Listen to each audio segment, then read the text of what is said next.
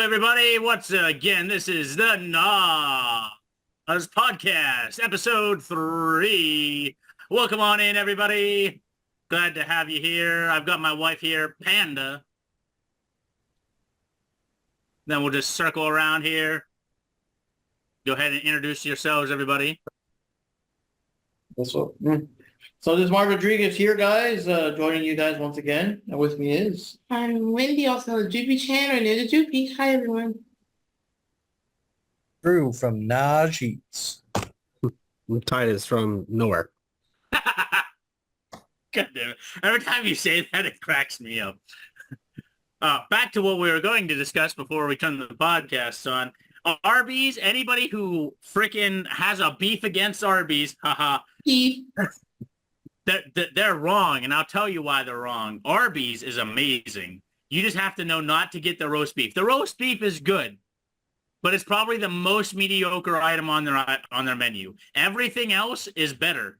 Which is weird considering Arby's like roast beef is like their main thing. Yeah, I'm saying, isn't that like the whole deal, the roast Yeah, beef? that was the But they have honey mustard chicken sandwiches. All of their chicken sandwiches are out of this world. The mozzarella sticks are out of this world. Their curly fries are out of this world. Like, I like their roast beef. It's okay, but everything else is like a million times better. When they say we have the meats, there's an S on that. Like everybody just thinks the roast beef. Yeah, it's almost like saying McDonald's, don't try the Big Mac, don't try the McNuggets. Everything else is amazing, just no Big Mac, no Big Get the Nuggets. fish. Like, Yeah. Oh, Yeah, burger place. KFC is Try the fish. awesome. KFC is awesome, just don't try the chicken. Everything else is amazing, like the chicken burger, the nuggets, but like the main chicken, don't try the chicken. It's not so much I enjoy Arby's' Arby's sauce. I know everybody goes nuts for the horseradish sauce, but it's the Arby's sauce for me. Credit KFC mac and cheese. I don't know what they've done with it, but it is. I tried it recently. It's actually pretty good. Now, of course, for those wondering why we started talking about Arby's, is because Drew was waiting for an Arby's order, and that kind of started a conversation going about Arby's. Y'all. This is a food podcast now. Yeah, I mean, that's where they know me from. Yeah, Original Show is a food show, so technically this is just an extension of that. Hey, there we go. So we're on brand for Najee. Yes. Yep. I hope you're prepared, Titus. You're up first. Cool. What is it, dice? Talking about dice. Cool. It's 2 minutes. All right. So just kind of explain. And honestly, when you said that this would be the topic for the session, because I said it as a joke initially, and you're like, yes. I'm like, oh my God, why? But is all that full of dye? yeah. That's a lot of dice. I need to get more dice. I have been rejected as the dice god. The thing is, like, I want to use them, especially for our game, but because we do it online, and I know you like to use the online dice, but I mean, granted, like, I know you're saying, like, oh, it's fine to use real dice in the game, but we have to have the camera on, which I'm not the biggest fan of, really. I'm just like, just let me roll. Fair. And I'm not doing it just because, like, oh, I want to cheat and lie, whatever. It's just more so, like, I just want to roll my dice. I have fucking a bunch of shiny click-clack. Like, I can get handfuls. All right, okay. Do you have any of those big, like, octagon type dice that they have for like Dungeons and Dragons. Yeah. I mean, I have a bunch of weird ones. I mean, this honestly, this is just going to be show and tell at this point. A little better. I mean, I have...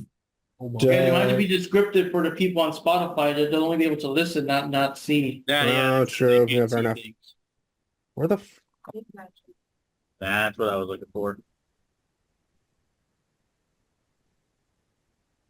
I have no idea where the other one is. Whatever, that's fine. I mean, I have dice as big as, like, this one. Don't ask me the millimeter, because I literally do not know. Also, just as a reference. That's kind of like Panda's dice. Go ahead and show them your dice real I quick. mean, it looks like regular size, just it has more sides to it. I'll put it up. Well, so this is a D10 or percentile. This is a regular size. Okay, so it is a bit bigger. Yeah, Okay. One look like it can eat the other one. pretty much. 20. 1 second. Yeah. There's no D20 in this bag. No. By the way, for the visual, it was a massive Like blue this is D20 12, percentile. and then Tana has like this one, and it's really cool because it's like super glittery inside. Mhm. That's cool too. I also have a bunch of weird ones. Like, so I have a D100. Oh wow. 100? Yeah. It's a 100-sided die. It's basically a ball of the So when you throw it, how you decide what number it falls on? Like, So you are able to do. I forget what it's called. I think some people call it the pressure test, where you just kind of put your finger on the top of it, and if it is pretty even, then you're like, all right, cool. I rolled a 9 or a 36. Yep. My hair, I swear. you got that Super Saiyan hair. I also have dice as small as this, which is 5 millimeters. Mm. Now what I think it's the size of your dice. Yeah, the ones I put in my necklace. Yeah. I'm distracted by Poke's hair because he looks like he's about to be, and this It is kinda going further beyond and getting longer hair. No, he has the hair like Dragon Ball Evolution Goku. Oh, there it is. Oh, don't insult him like that. That's an insult to Pokes her Poke. boy. Pokes her boy. That's don't an insult him. insult to Poke. I mean, honestly, I really don't know what the fuck else to talk about other than just like, hey, show and tell. This is what I got. I mean, I know what the fuck it's in here. Here it is. What are some of the more unique and more interesting die you got over there, Titus? I have Yeah, some. like what game would you use it for? I mean, honestly, the dice you can really use for anything. The D6s, which most people are just like the random, like the standard, like cube ones. Like you can use those for anything. But as far as games go, I mean, like Dungeons and Dragons is a big one, of course. I'm sure Poke can probably give a little more description as far as like other games that you can use them for, like Pathfinder. Pathfinder, any tabletop role-playing game, essentially. There's hundreds of thousands of those by now. In fact, that's kind of the reason that I wanted to start this podcast too, is I want to explore some of the newer TTRPGs. So, because the only thing I've ever played is, I know this is going to be blasphemy for anybody who's listening to this podcast right now, because our one category is called tabletop role-playing game, but I've played one tabletop role-playing game. I gotta get you Call of Cthulhu. Yeah, you've played Call of Cthulhu. I haven't played that though. And I want to explore some other ones. So I think that's going to be part of the journey, is like, I'm hoping that people can start, emailing me with ideas of what ones they want me to play or try out or what have you. Speaking of email, I'm going to just butt in here one last time before I toss it back over to Titus and my wife. If anybody wants to send us an email, go ahead and send that to pokesventures@gmail.com. POKES adventure ADVENTURES @gmail.com. And we'll probably read your email if it's, within rules on the podcast. So you can ask us questions. You can just ask us to discuss things, whatever you want. That reminds me of the one time that Mark and Johnny asked us what our last names were.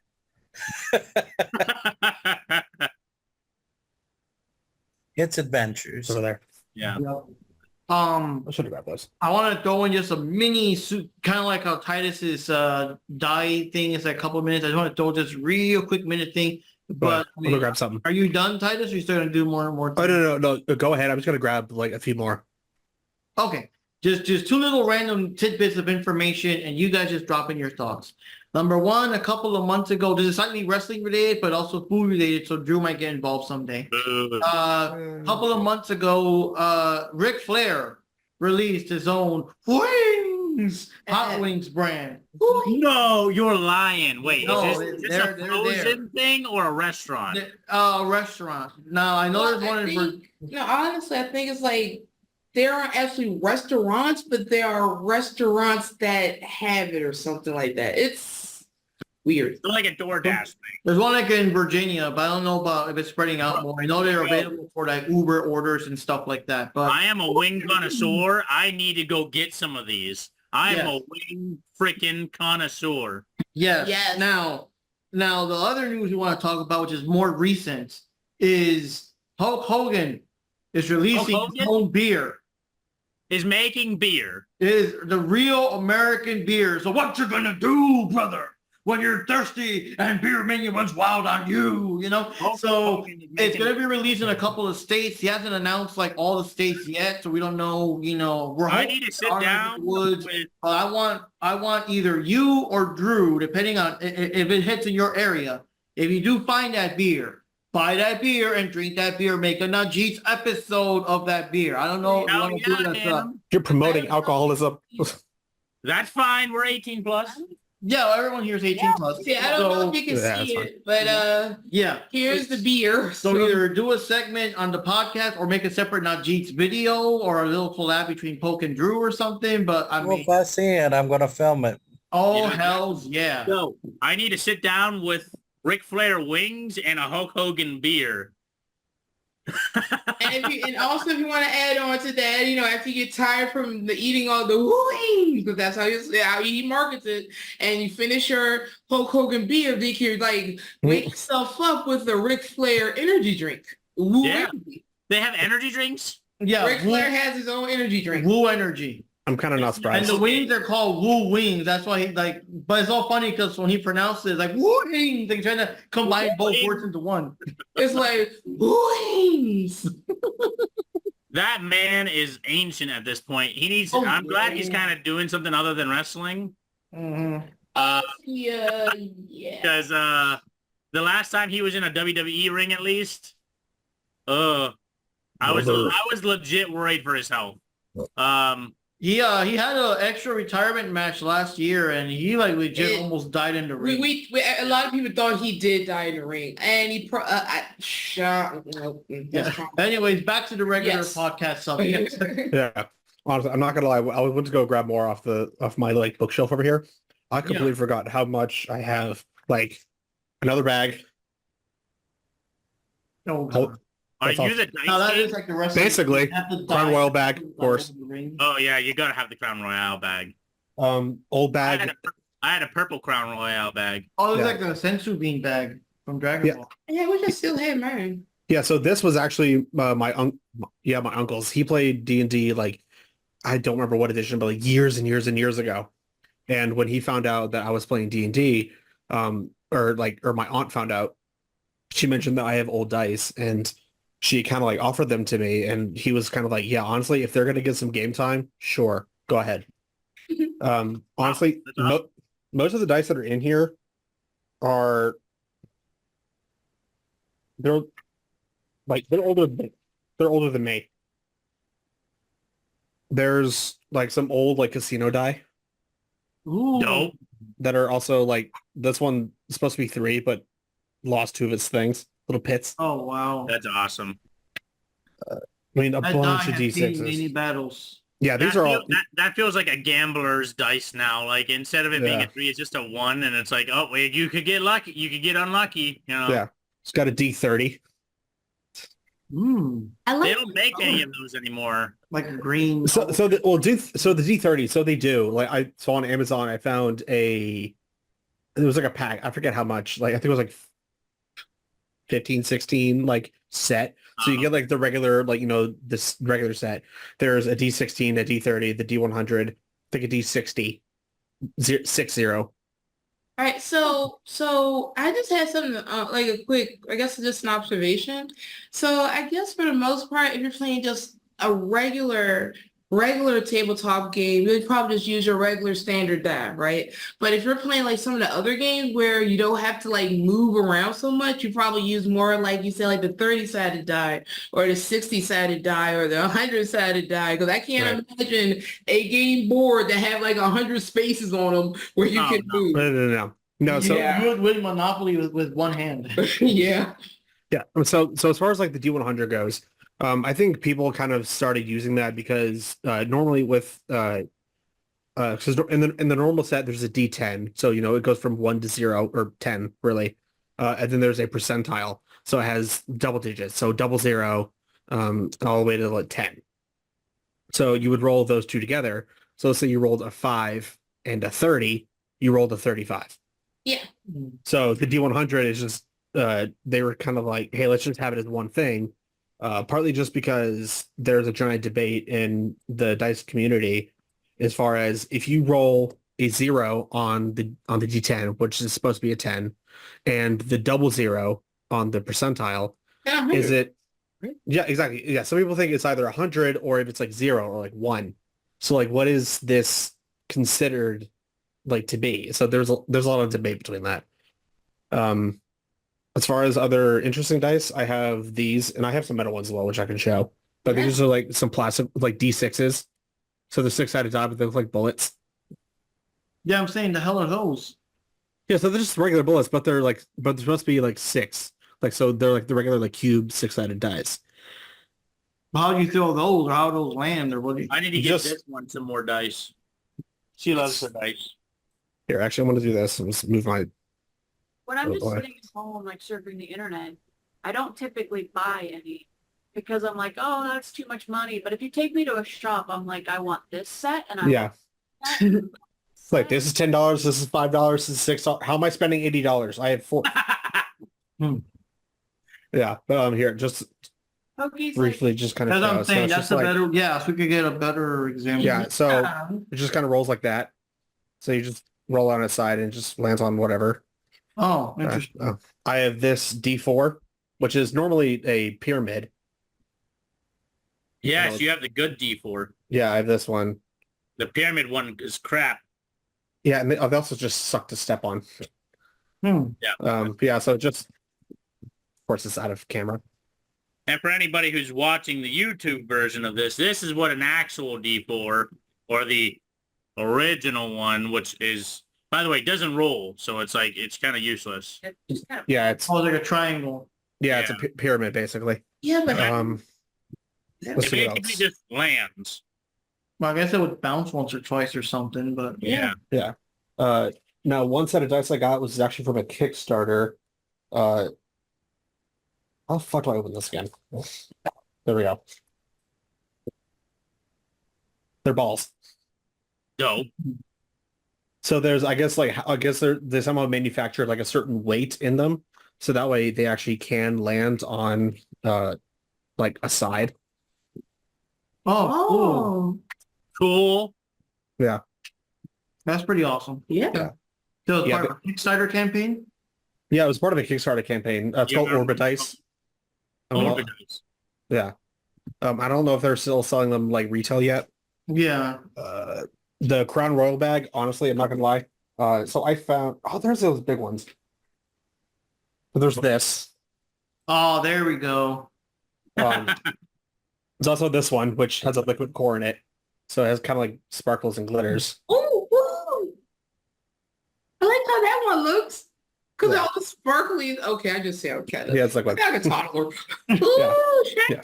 shiny. Right. Yes. So actually, so the Crown Royal bag. I was driving around somewhere and I happened upon a comic shop. So it was like, figured, well, I got time to fuck off. Let me look around. The comic shop is one of the more so like, hey, it's filled with mostly comics and then like random like old toys and knickknacks that it honestly looks like someone's private collection of stuff that they were just trying to sell. And they had this Say that these, without a doubt, are the worst die ever. basically. And so, but I looked around and I didn't see too much dice. I'm like, all right, cool, whatever. And then all of a sudden I just see the Crown Royal bag.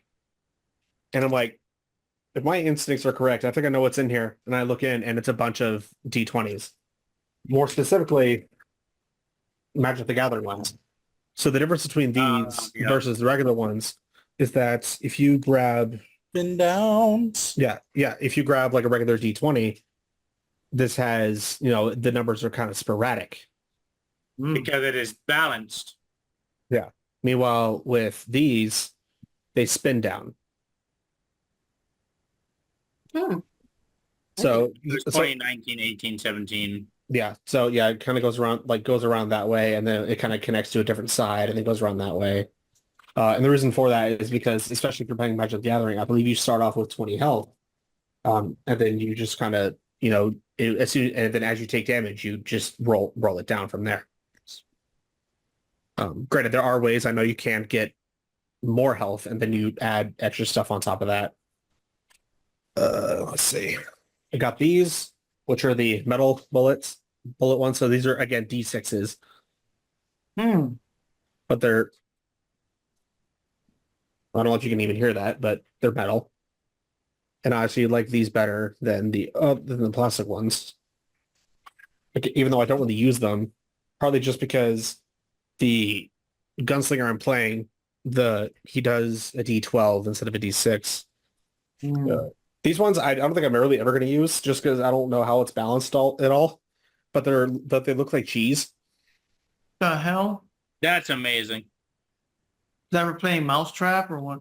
Honestly, I don't know. I think it's just the gimmick, the fact that they look, excuse me, that they look like cheese. Cheese dice. Mmm, delicious. Yeah. This dice, and actually I have more in the other room that are on display because I got them from also on Kickstarter. But these ones are painted to kind of look like cherry blossoms.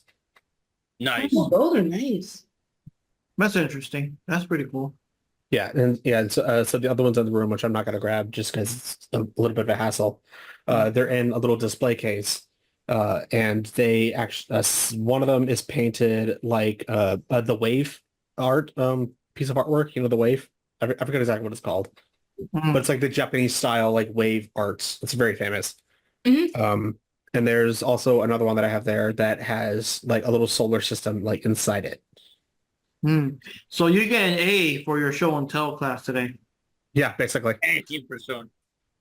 And then, I mean, honestly, as far as like other dice, I mean, most of the ones I have, they're either made of resin, or like metal. If you do end up using metal dice, I recommend getting a dice tray. Partly just because, especially if you're using on like a wooden surface, it kind of fucks up either the dice or the table. So getting a tray, it'll kind of help protect both. I have ones here. I'm gonna actually grab them. Okay, Poke's hair is like defying gravity right now. Of course it is. Oh, now we're drinking. He's a manga anime character. Yeah, that's like the cloud hairstyle almost. Part of it. All he needs is that giant sword. He'll be all set. am the main character. Yeah, and then I have these ones which are metal, but they're hollow. I love those ones. Hmm. Those are Yeah. cool. Yeah, and actually, and one thing that's really neat about them is that if you shake them together, it honestly, the best way I can kind of describe it is if you're playing Minecraft and you pick up like a bunch of XP. That's kind of what it sounds like. It's just very like jingly and kind of like fantasy like in that respect. Oh, there we go. So immersive, even like rolling to die makes you feel like you're part in a fantasy world. Mhm. Yeah.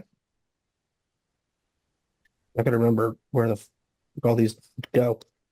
Yeah, but so the compartment I have, it's all organized. So one slot is D6s, one's D12, D10s, percentile, 4s, 20s. And then I have one slot that's just kind of like stuff that's either like not in a set that I just got like randomly of whatever, or it was the random stuff like the D100. So some of the resin ones I have, actually ones I got somewhat recently, as I got these, or this, which is kind of like Borderlands inspired. Cool. So it looks like it has the cell shading. Hmm. What the fuck is in here? Ah, I like that answer. Well, what's in here? No, Oh, these I think it's more dice. Yeah. So, I mean, this is a simple dice. So most of these are actually from the Vox Machina Kickstarter when They they look like the announced pomegranate when they announced their TV show. And then I have just put in like another like red set in here.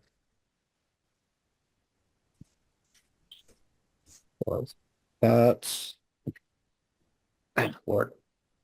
And Yeah. then another set in here that's just gold. Ah, I like gold. Yeah, so they're metal, they're heavy, they've got some weight to them. They just look like gold.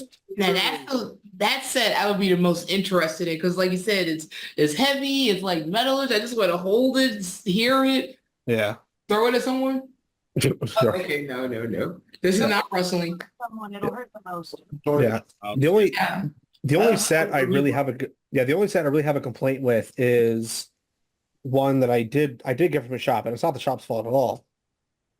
And I can't fucking find it all of a sudden, of course. But they look like they're metal, but I'm pretty sure they're just like resin that has like a thin metal plating on it. So you expect it to be like heavy and weighty, but it's super light, and that throws me off. Thin like me.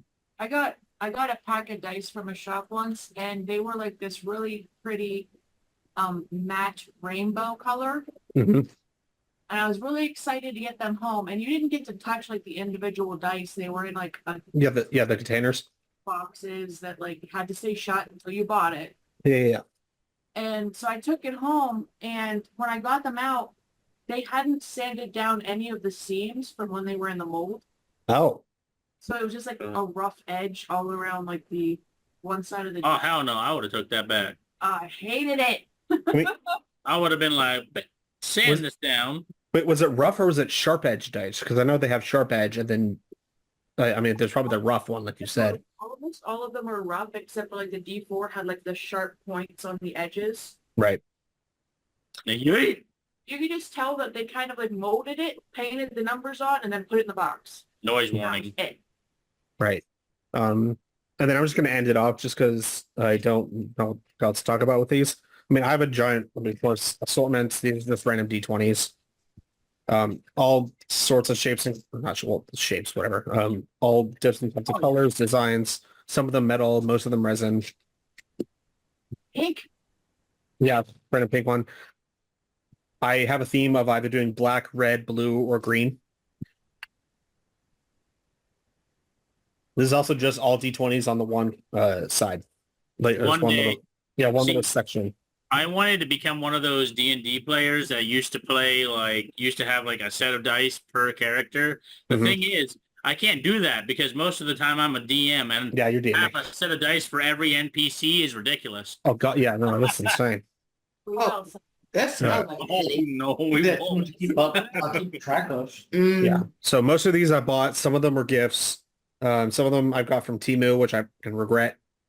or like Yeah, that's the Wish. thing. What is the deal with Temu anyway? Is that like a rip-off site or something? It's basically Wish. It like I think they sell directly from the like Chinese manufacturer. We do a lot- not support Timu. Yeah, no. Yeah, I rarely ever use it honestly at Do all not anymore. use Temu. But yeah, it's pretty well known that they use like child slavery to make this stuff.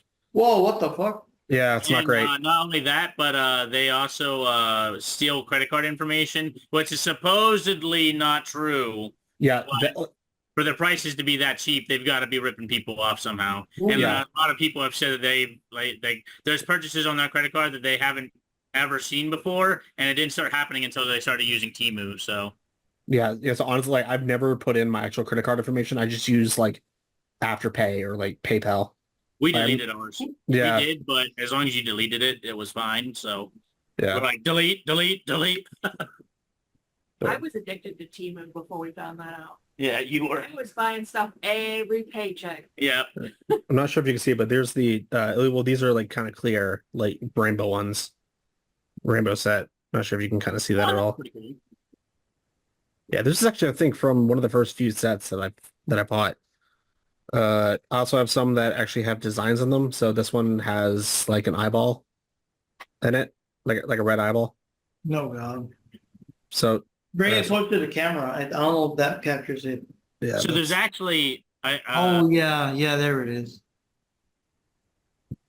So kind I'm of like showing off these dice, Titus, because there's actually a new role-playing game, a TTRPG that I'm not going to go into length into talking about it, but I want like a bunch of us to get together in the D&D chat or what have you. yeah.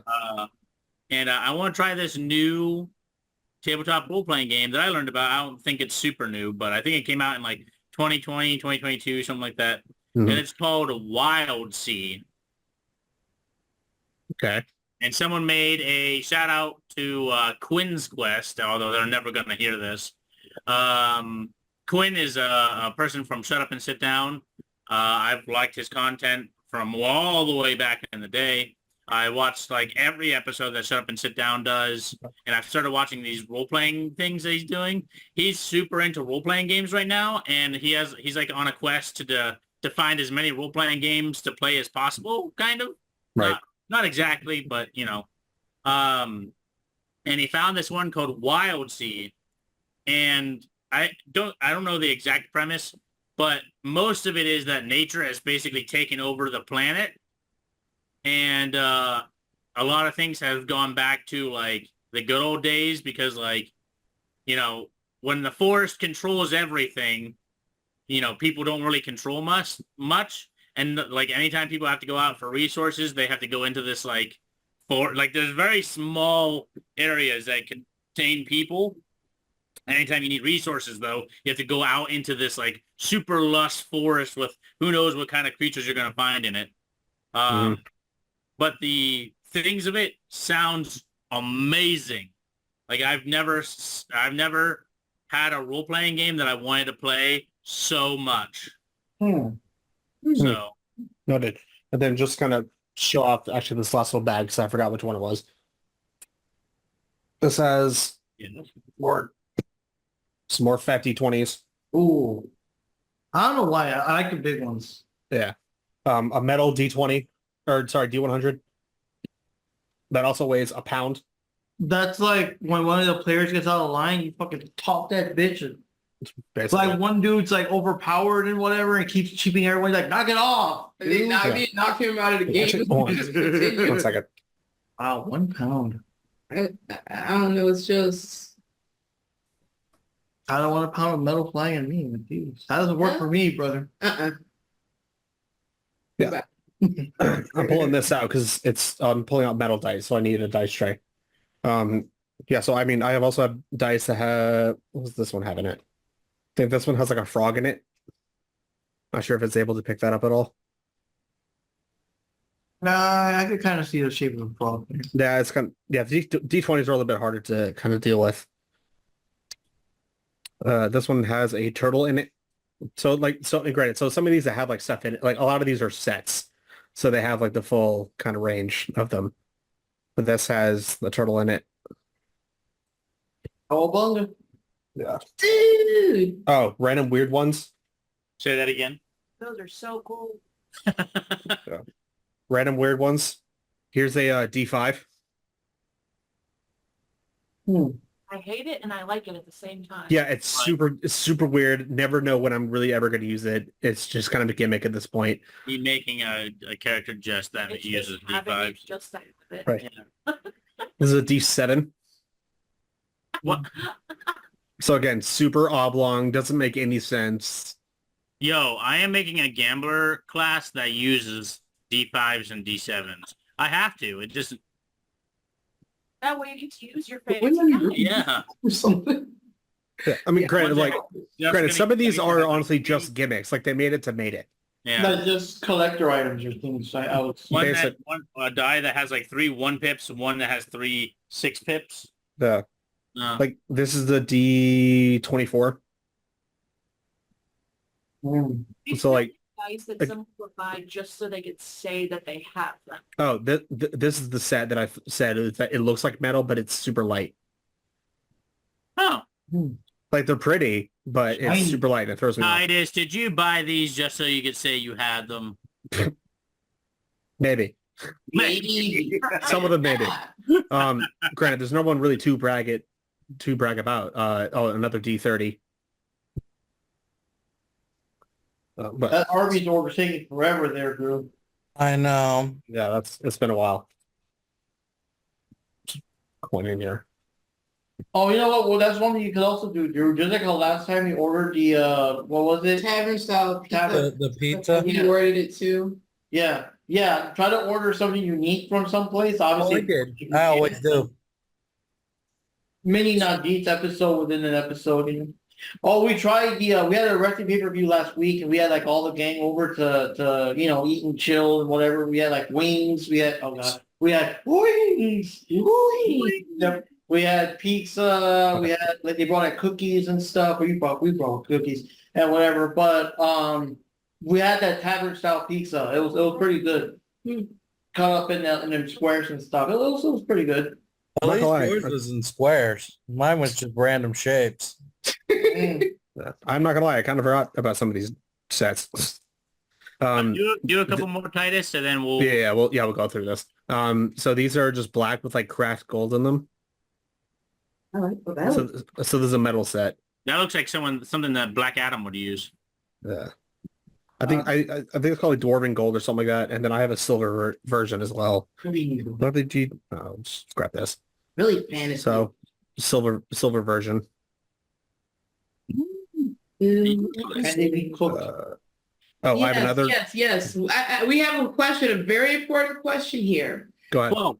Can they be cooked? The dice. Yeah, served in one of Senshi's dishes. We'll get to that later in the podcast. Probably not. They're probably not. Oh, you'll mash it into seasoning or something. Smash it into seasoning, and then you just cut the veggies and sprinkle over it. And Right. I got another gold set because I thought I lost the first set, which apparently I didn't. All silver set, so silver with black numbering. Purple metal, so dark purple with white lettering, numbering. Nice. Brass-ish with like a different font. Looks in a way kind of like Arabic. I mean, or some sort of Arabic, Indian. I'm not entirely sure.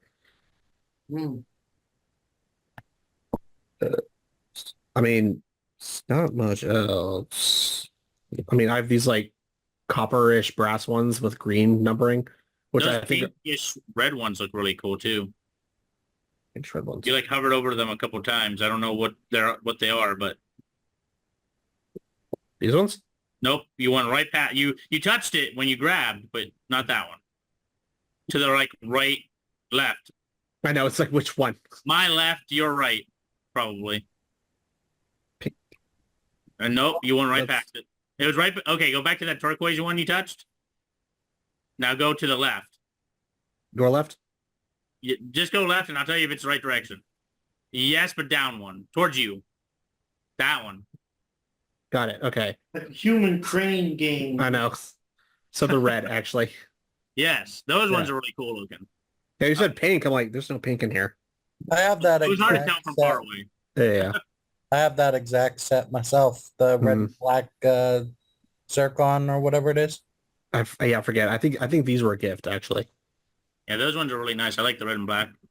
Yeah, but that's my dice pretty much. I mean, then, just to kind of show off these last little ones. They're black and gold, and they have like little gears in them and like swords. That's dope. I need that for a gizmo guy. But yeah. Don't worry, I'll work on your tools, yes. But yeah, that's pretty much it. I'm going to deal with all this later. I'm not doing this Fair all right enough. now. That's what we all say when we pull out all of our dice. I'll deal with this later. Yeah, that's a lot. So crew, we're gonna leave Delicious in Dungeon for last. It'll keep Mark and Joopy up wide and awake for that part. Do we want to do the movie next, or do we want to do the video game next? Any options? Don't really care. Let's do the movie. Roll a die on it. Movie. Yeah, roll a die. Yeah, What is roll it? a die for it. What was it? We have 3 options. What the fuck are the All D4s? right. So, Titus. Yep. You have chosen. How about even number movie and then odd number the video game? All right. That works. Yeah, do that roll. Well, actually, let me use a D20. I'm not going to use a D100. I'm not going to do that. What's the rolls under the microphone? 8. 8. What So did you was that? say? Which one was that? It's an even number. Remember what I I said? think you say even number video game. I thought. Let's just go with the video Even game. number movie, odd number video game. Video game, it's fine. All right. So video game. So today's session of the video game is Fallout New Vegas. This was created by Obsidian Entertainment or Obsidian Studios with a publisher of Bethesda Softwares LLC. It was made back a long time ago in October? 1976. Yeah, October of 2010, if you can believe it. That's what I thought, because when I got to Vegas in the 2010s, like that was the game people were talking about and playing and all that kind of stuff. I never got to play it, but I knew that that was that version of Fallout that everybody was playing. And I know nothing about it, so I So wasn't I'm here. going to actually switch places with my beautiful wife here. For the record, my Arby's order, my second Uber Eats Dasher has arrived at Arby's and are waiting for the food. Oh my God. Oh, what do you mean? What do you mean by second? Second, my first one was already there and waiting for the order, and then she dropped it, I guess, because they were taking too long. Yeah, my second Uber Eats driver has now arrived up there. So All right. So Fallout New Vegas, I think Squish knows more about the game than I do. so I've played all of the Fallouts, including the first two, which a lot of people don't even know exist. But New Vegas is actually one of my favorites, mainly because it's got a crafting mechanic similar to like Skyrim, where you can like take ingredients and stuff that you find in the wild and make stuff with it. Gonna bring this down a little. So making a lot of hand gestures. Anyway, but you can take ingredients you find in the wild and then like make things with the ingredients you find, which is cool because you can do things from healing poultices, alcoholic beverages, weaponry in some cases, depending on if you have the DLC or not.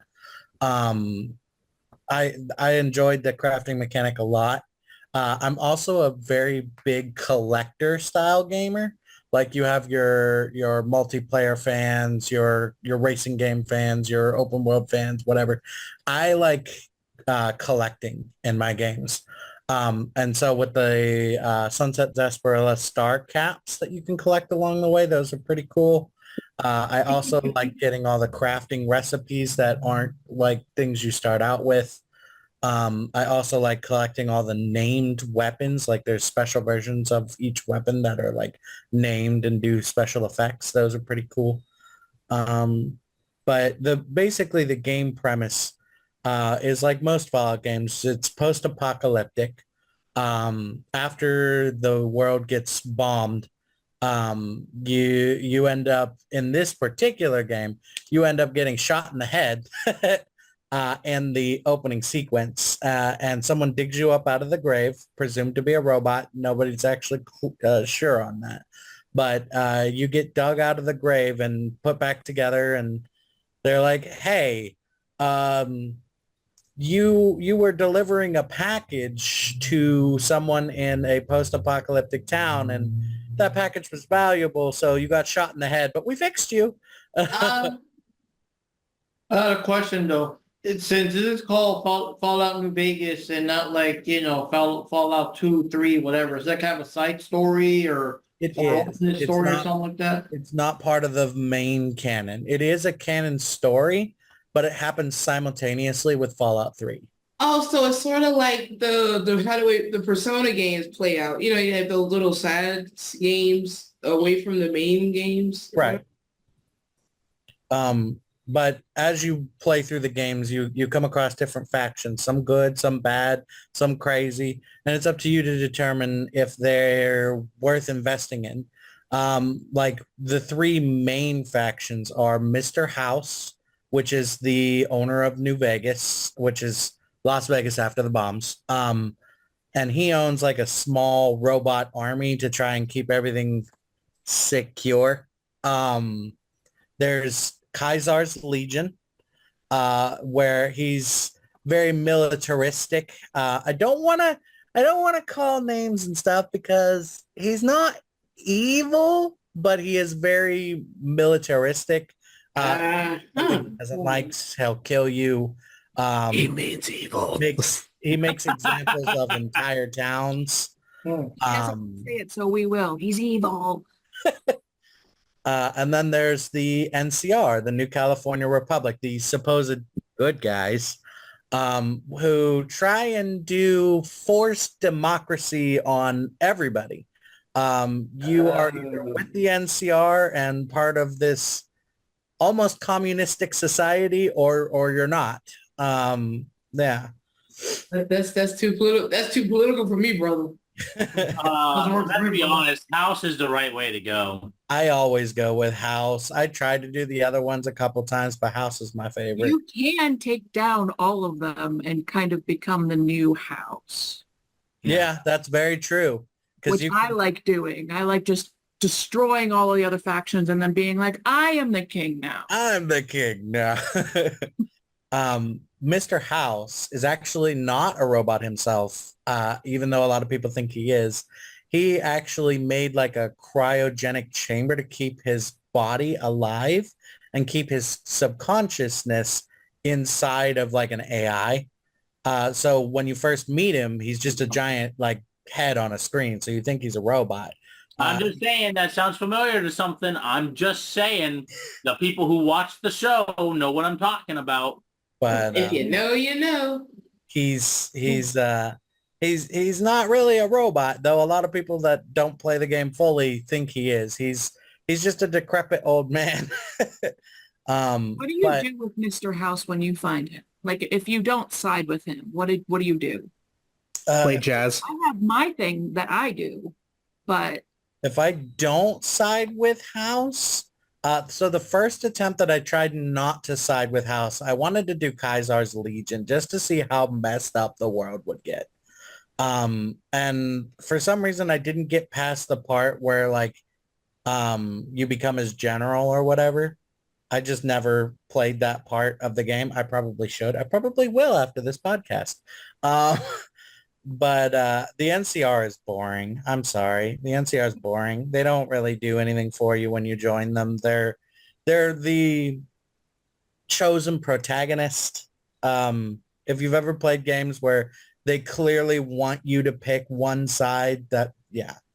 they're like nowadays military, to be honest. Yeah. They're like, there's rules, you have to follow them. Okay, who came up with these rules? Why do we have to follow them? Don't ask questions. Just do what you're told. So you're saying the game was rigged from the start? Some people think that way. House tried to make it that way where it was rigged from the start. When you get to House, like when there's a big reveal and he's this old decrepit skeleton looking man in this machine, one of the options you have is to basically disconnect him from everything, but keep him alive. You are not the center of power anymore. But you have to live. You have to watch everything happen. You have no power. You can't do anything. And I did that one and I'm like, that's really evil, but it felt kind of nice. I'm just saying, I know we're not into this portion yet, but I definitely think I'm not a role-playing game kind of person. For anybody who hasn't like played many video games or period, this is my favorite role-playing game out of like Skyrim, Fallout 4, any role-playing game, or at least not that I can think of off the top of my head, beats this. So I can play this one a million times over and not get bored. And that's saying something, because first of all, I don't finish most video games. I'm going to have to do let alone story games. And on top of that, let alone role-playing games. I don't know. I have to talk about the DLCs too in a little bit because those are really good. But there's also smaller factions throughout the game that they're not like the big three. They're smaller. Like you can join the Powder Gangers, which are convicts for the NCR, like the NCR trap them and force them to work in a dynamite mine. That can never go wrong. The Powder Gangers are fun. It wasn't a surprise that they took the prison. Right. Dynamite. Another faction you can join is called the Boomers. They're not They're not quite what you think they are, but they do live like far to the north. And when you first meet them, they try to shoot you with howitzer missiles. Yeah, that was fun. The boomer way. They're very into airplanes and missiles. And at one point, you actually dig up an airplane for them. Again, this is a game based on post-apocalyptia. So having a flying machine after the apocalypse is unheard of. Another gang that doesn't really like show up too much in like the ending fights is a group of ghouls. Ghouls are people who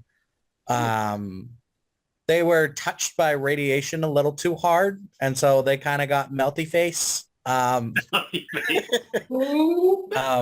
yeah, they're like they become heavily irradiated, and most of the time they become feral. This particular group that I'm talking about is called the Brotherhood of the Bright, I think. Yeah. And they're non-feral, and their goal is to reach the great beyond. No one really knows what that is, but they want to get there, and you can help them do that. The settlement of Good Springs is also a faction. There's just a lot of factions. I want to state something about this game because it just dawned on me that I heard someone else say this a long time ago, and I'm just re-realizing it now. Besides House is very creative, and I like the House faction person. He's not even really a faction. He's more like just a person with robots. Anyways, why is it that the main factions are kind of boring as shit? And the side and ones, side factions are actually cool, and you actually want to team up with the side factions over the main factions, right? That sounds equivalent to like you're playing something and you want the option to like play like with the bad guys as opposed to the good guys, because the bad guys sounds cooler and stuff as opposed to the good guy. They're like, they're kind of boring. I want to be on the other team, like playing Pokemon. Hey, I want to play on the team, insert whatever, as opposed to being the normal protagonist or whatever. Don't worry. Speaking of like fan favorite factions, the Brotherhood of Steel is there, and they actually have a secret ploy in all of this. Everybody thinks the game is mainly 3 factions. It's actually 4. If you follow the Brotherhood quest line most of the way through, they end up taking out most of the factions that are the main ones. So yeah, the Brotherhood of Steel is definitely a thing there. They are artifact technology seeking, I guess, that have found a way to militarize a lot of different pre-war technology. So they normally show up in power armor, which is like this nearly indestructible set of armor, nearly. And there's a bunch of them. But in this game, they kind of take a quieter role, and you can avoid them entirely if you don't know where they're actually at, because they're underground in like a secret underground like military base type thing. So if you don't bump into the right people at the right times, you don't actually get to meet them. But yeah, I just wanted to apologize in case you guys hear this at all at any point. Our neighbors have been setting off fireworks every night since the 4th of July. So if you hear that, I'm sorry. I can't that's part of the fun. Can't get them to stop. So I personally love filming during like the fireworks, hoping that the mic picks it up. It doesn't always do it though, but you know. It does come with a few different DLCs, and I like the DLCs for this game a lot because they tie in to the main story. Like one of them, you go north into like this canyon-based area to try and help like tribal people, but one of the main people you bump into is Kaisar's like lieutenant, ex-lieutenant. He's known as because our ravine, but that's the whole thing. Another one is called the Divide, where you find out what real powerful things look like. Because as you're playing the game, you think like, oh, the Fat Man is as strong as it gets, which is a type of gun that shoots like miniature nukes. And then you walk into the Divide and they show you rocket launchers and sniper rifles and nuclear warhead detonators. What is the other DLC, Panda? I don't I remember never off the top got of my to head. do the DLCs. I was actually going to ask you if you did them. So I just been kind of listening like this. sounds cool. Dead Money. Dead Money. So Dead Money is unrelated to the main game, unfortunately. And I don't really like Dead Money all that much because it's one of those things where like you can't go back to it. So once you've done it, you can never go back. It's basically a casino that promises vast amounts of wealth. And when you go there, it's got the vast amounts of wealth, but there's a lot of toxic gas and super mutants and all kinds of stuff in there. Just clouds that can kill you. Yeah, it's called the Sierra Madre. There's not a whole lot of interesting things in there for the main storyline, so I'm not going to really like talk about that too much. But yeah, Fallout New Vegas. What console? I don't think there's was it, anything major. Xbox 360, PS3 era, or Yeah, Xbox Yeah. 360, PS3. That was you actually hit it right on the head. Yeah. Xbox 360, PS3. And Windows 7. I think the PS3 came out later because I think it only came out for 360 at first, and then like a lot of people asked for it, so then it came out on the PS3. Correct? did it ever have like a modern remake or whatever, a remaster or whatever? Or? No. No. People are still playing the old one, to be honest. Hmm. Although that's a good idea. Bethesda, actually, the newest game is going to the same studio, so there might be a chance that they do a remake whenever the new Fallout game, Fallout 5 now, goes. Yeah. Yeah, Fallout 5.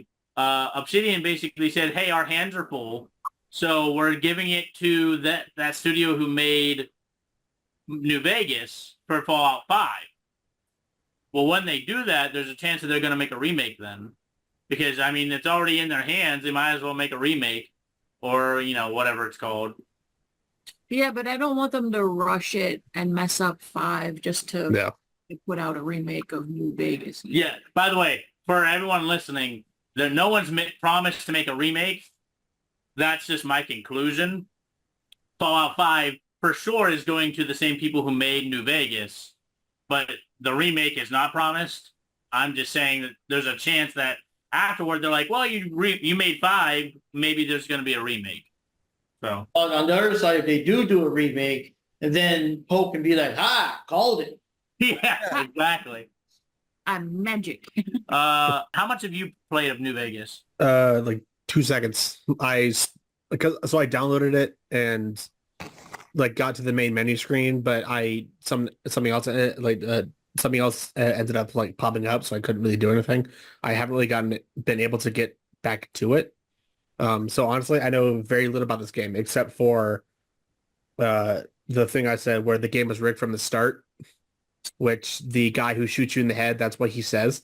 Yeah. So that was kind of a bit of a joke, and no one really caught it, as far as I'm aware.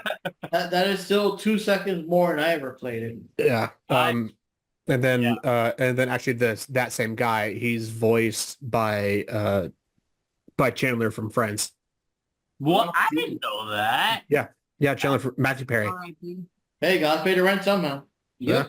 By the way, again, I'm just gonna go into this for me. 9.5 for me. Like I said, this game is amazing.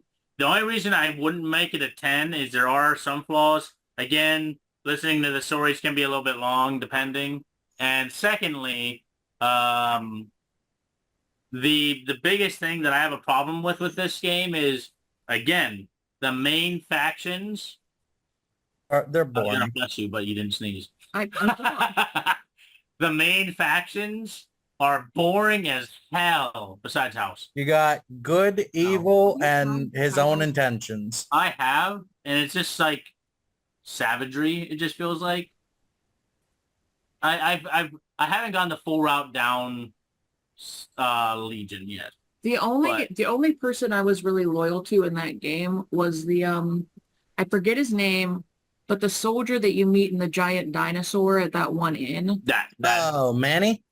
Yeah, where you go and like No, you're talking about I believe it's either Novak or Nipton, but you're talking about Manny, the guy Yeah. with the beret and the sniper Or rifle. like you find out his wife is being held by Kaiser's Legion and Yeah. you go and he's like, we gotta kill her, so you snipe her and then you leave. They're like, okay, job is done. Bye-bye. I took him with him. I took him with me everywhere. Like he never stopped being my companion. Because he was always so happy every time we killed Kaiser's people. Like every time we came across them and killed them, he was always so happy. And I was like, yes, Yes. This is my life now. this is my life, hunting these people down. But yeah, my rating, 100%, a 9.5. Very little that could be improved in my opinion. And this is one of my favorite settings of any game. Second favorite setting. My favorite setting of any board game, video game, whatever, is space usually. My second favorite setting is like an Old West gambling kind of feel. And that kind of gave it to me, especially at the beginning and towards the end. So, and I wish there was more gambling in it, to be honest. It felt like there was such an Old West gambling feel, but there was no gambling. That's not true. There was gambling. You just had to go to the places that were doing gambling rings. Yeah, but not like, I wanted more. It was like, yeah, you could play some slots or whatever, but. Me and Pokey, we play another game, Borderlands. Oh, yeah. And one of Which one's your favorite though? has those things that you pull the lever and it spins. It gives you legendary weapons sometimes. Yeah.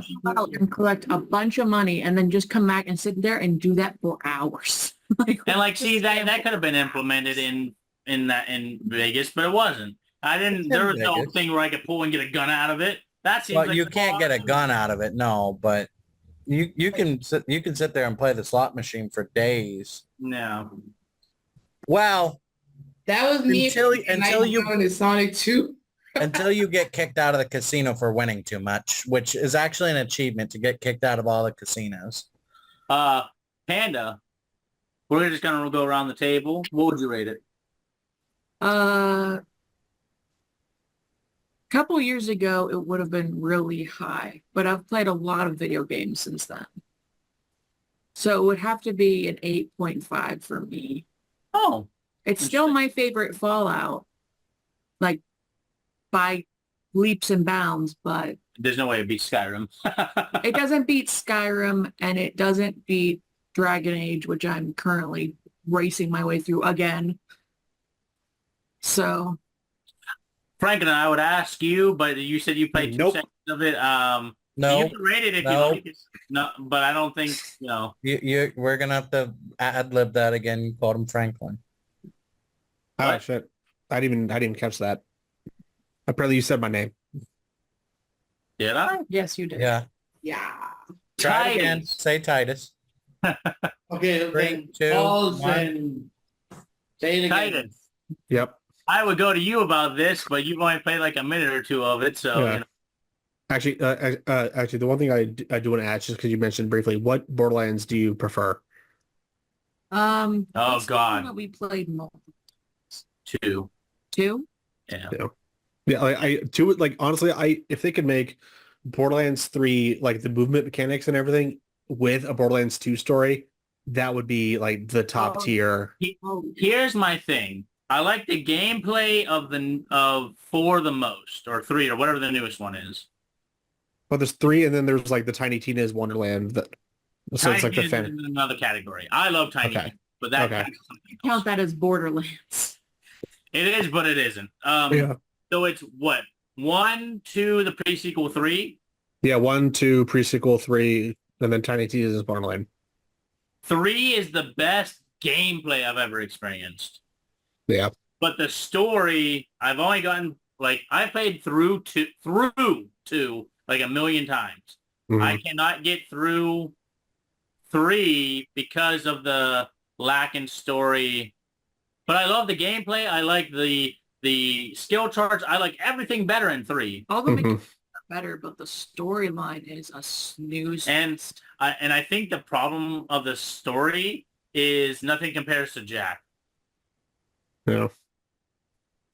Because they try to make these big bads, and I'm just like, and the Lilith character just wasn't the same either.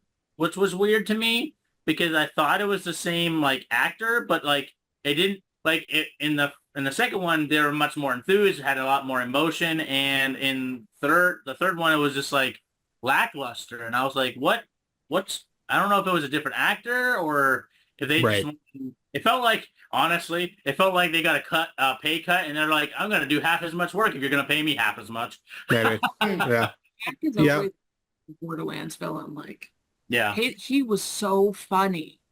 He was the only villain that I know of right now off the top of my head that I hated and was also just like dying when he was talking. Mhm. And the Yeah. unique enemies in 2 were so much more unique than 3 too. Like Timon and Pumbaa in the one like beast area. Oh, yeah, It was yeah. literally Timon and Pumbaa. Like I know they tried to do some of that with 3, but it just wasn't. I like 3. Don't get me wrong. Yeah, but it was good. Just the main villains. I mean, like, granted, I feel like it's kind of like this, and not even with just Borderlands in general, but with other, like even like TV series and movies and video games as well, is that whenever they depict a content creator or something of that same vein, it's kind of cringy. Which Yep. I mean, granted, I'm not really a content creator at all. I'm just a part of this. But even then, I'm just talking. But as far as people who actually like create the content, like do the editing and like all of that, and like get this like persona, for some reason, people who are part of the media, as far as like movies and TV shows and video games, like to me, the characters were just kind of annoying. yeah. Wait, so there was like some kind of content creator, I guess, Oh yeah. in the game, or? Wait. Have you not played Borderlands 3? Oh no, I mean, I'm mostly Okay. a fighting game guy. Fair enough. Okay, so in Borderlands 3, there are these two. So the villains are a brother and sister. They both have, I forget what it's called. Like they're the magic powers, same as like Lilith has. Yep. I forget exactly what it's called. But they get it off of this off of this thing called iridium, which is also a currency in the game, but it's also a magical stone that gives you powerful effects. And they are basically like the cult leaders of this online presence with the psychos and like the bandits and all of that. Which we So- will talk about the Borderlands series at some point in full depth, but Yeah. I just want to know the answer to this question.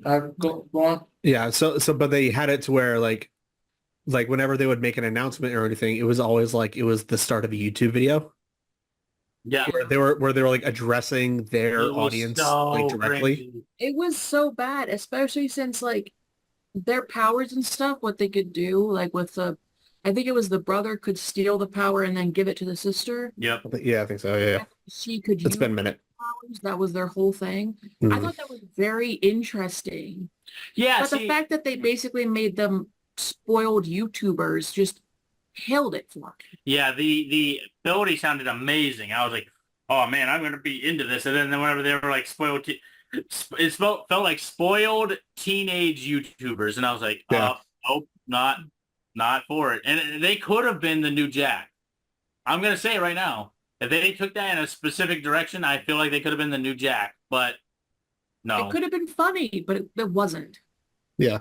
And here's the weird thing, right? It could have been funny, but it wasn't. So then I was like, okay, so they're going for a more serious vibe, but it wasn't serious. So it's like, what am I supposed to feel here? You Like, could can you tell me? You could tell that they were trying to be funny and trying to be serious and failing at both. Yeah. I can imagine. Okay, we're gonna kill y'all, but first, don't forget to like, comment, and subscribe. They literally did that. Got it. Yeah, pretty much.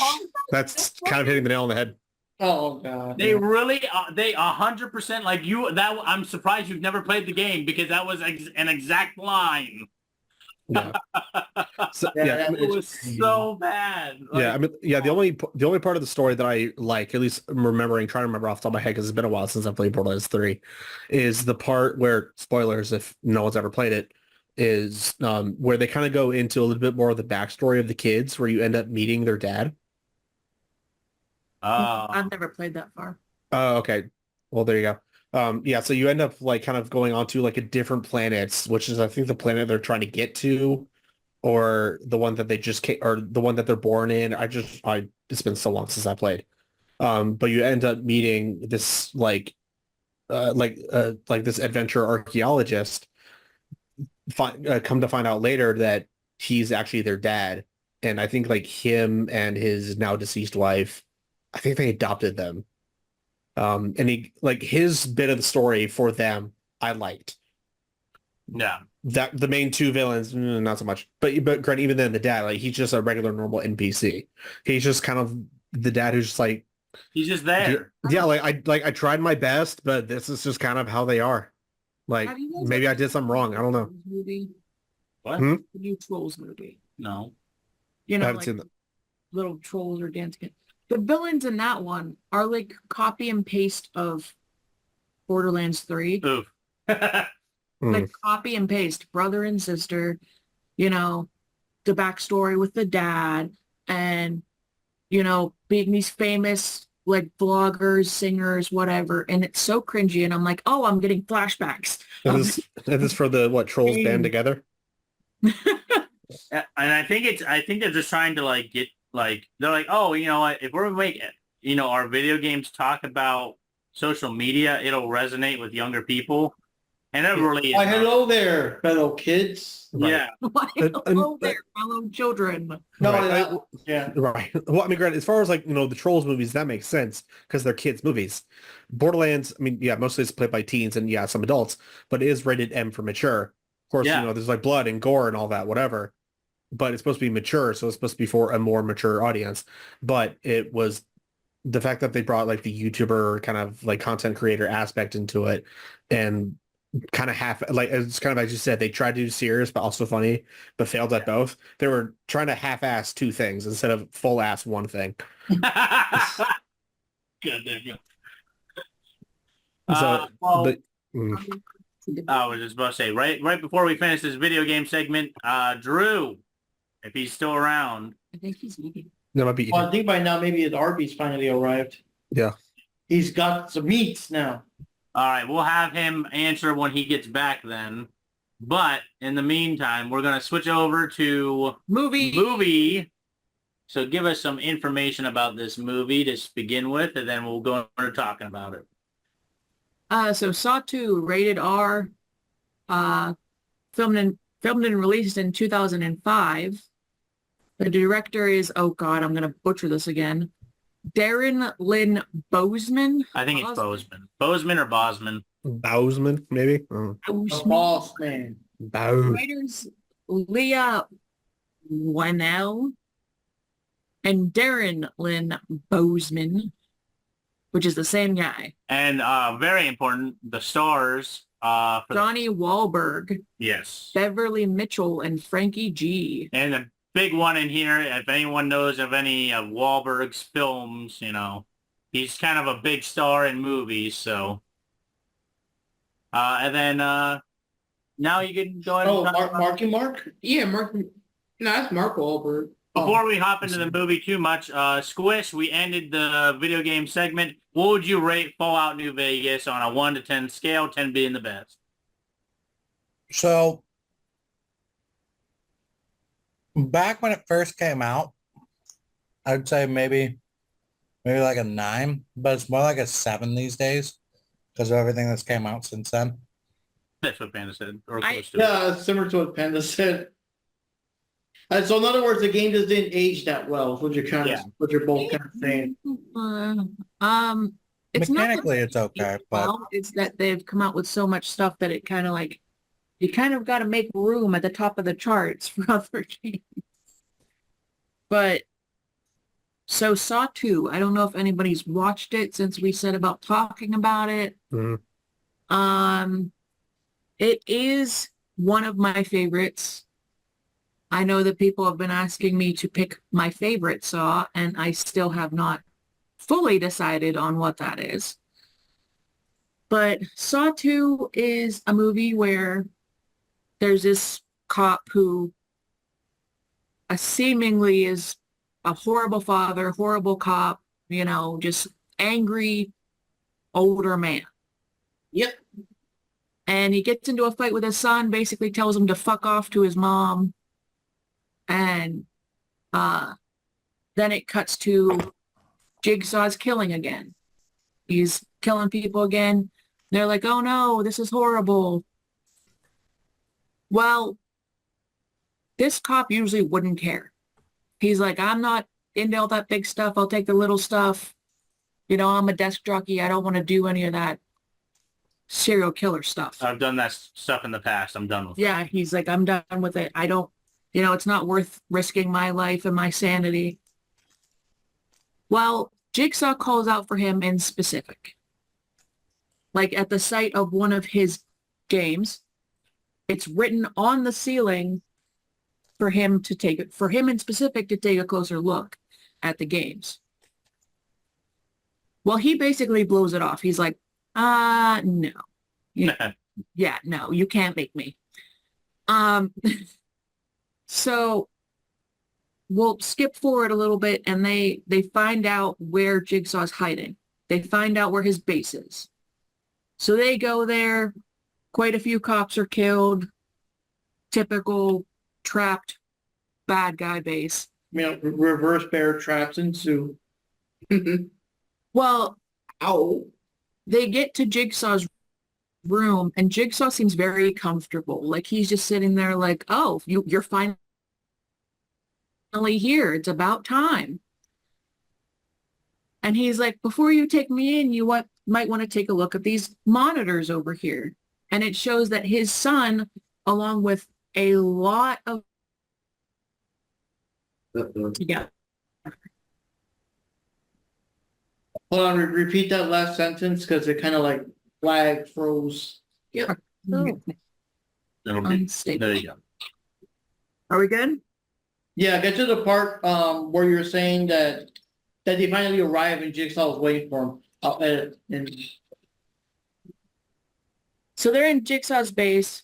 Jigsaw's there waiting for them as if he knew that they were going to show up. And he says, before you arrest me, take a look at these monitors. And that's when the cop finds out that his son and a bunch of people he put in jail by framing them are stuck in this house together. So, and one of the people in the house who is the last to wake up and is freaking out is Amanda, who already got tested in the first movie and turned out to be his accomplice at the end of the second movie or whatever. So we don't know she's the accomplice yet. She's just another victim that for some reason had to go through it twice. And they're going through all this, through this house, and the key is to find antidotes because the house is being flooded with a nerve agent, I believe. Yes, nerve Because agent. of like nerve gas, yeah. Yeah. That will kill them in like an hour. So they have to do all these tests and everything. And as the clock is ticking down, the cop is getting more and more desperate.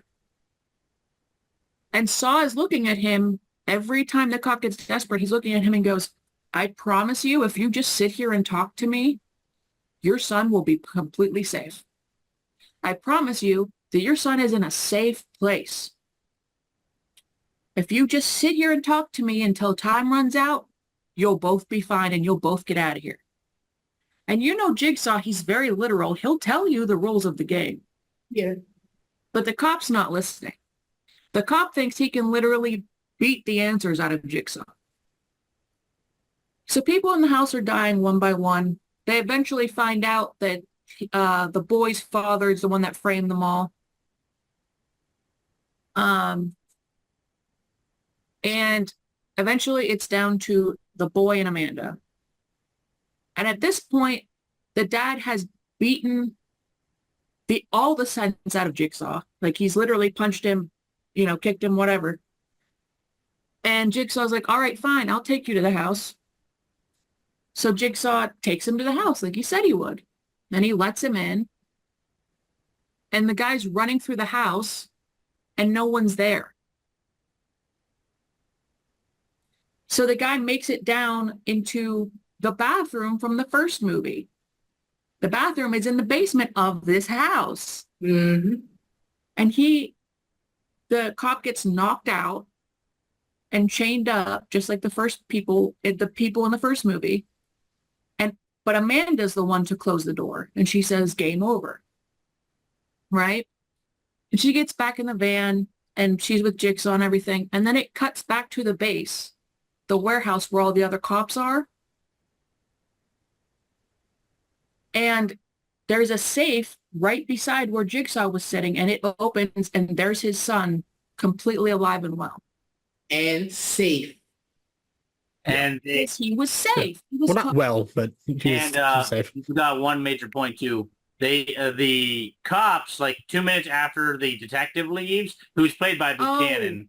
They realized that the monitors weren't. It wasn't a live recording. It was recorded. Recorded. It was like a tape. Oh. So it had all already happened and been done with. Wow.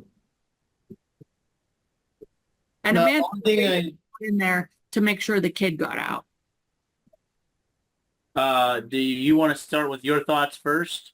I have a lot of thoughts, but I was gonna say real quick is I haven't seen the movie. The only comment I want to say is if Saul ever goes after Titus and says like, "Do you want to play a game?" Titus, I got a bag full of dye. Bring it. Right. Motherfucker, I got weapons right here. You got no Still- metal base. Yeah, just fill a sock. Just I loved this movie. You can really see the deterioration of Jigsaw. You know, he has terminal cancer. Oh yeah, that's right. That's what started him on this thing, right? In the first movie, right? Mm-hmm. And I know why after the doctor. You could tell he's kind of coming to the end of his time, and he's getting tired of all this. And he's basically begging the detective to just sit here and talk to me. Your son is safe. He will be fine. Sure. Just sit here and talk to me. He's pretty much like, please just throw me a bone. yeah. I mean, granted, like, and he does sit down with and talk to them for a bit, but he's just not He's playing like, his game the way that he. until there's like 15 minutes left, and then you know he forces it, and Jigsaw's like, okay, you can't be saved. So it's and the twist when I first watched it and his son was revealed to be in the safe with like the air mask on and everything, so he was fine. And then like, oh man, you know, just, oh man, because that was so good. Because then you realize that every time Jigsaw talked about his son, he kept saying safe, safe, safe. He will be safe. He is safe. He's in a safe place. He was feeding him the answers. I forgot that. It's been so long. But I think you saw it, right? Because Yeah. I saw that when she was explaining, you were kind of making like, hey, like I remember that. Yeah, it's like it's coming back a little bit. Because it's been so long since I've seen that movie. so if you guys don't mind, I would like to give my opinion. So I have a lot of opinions on this one. First of all, before I shit on the movie in any way, I want to say this is my favorite Saw movie as far as I can remember.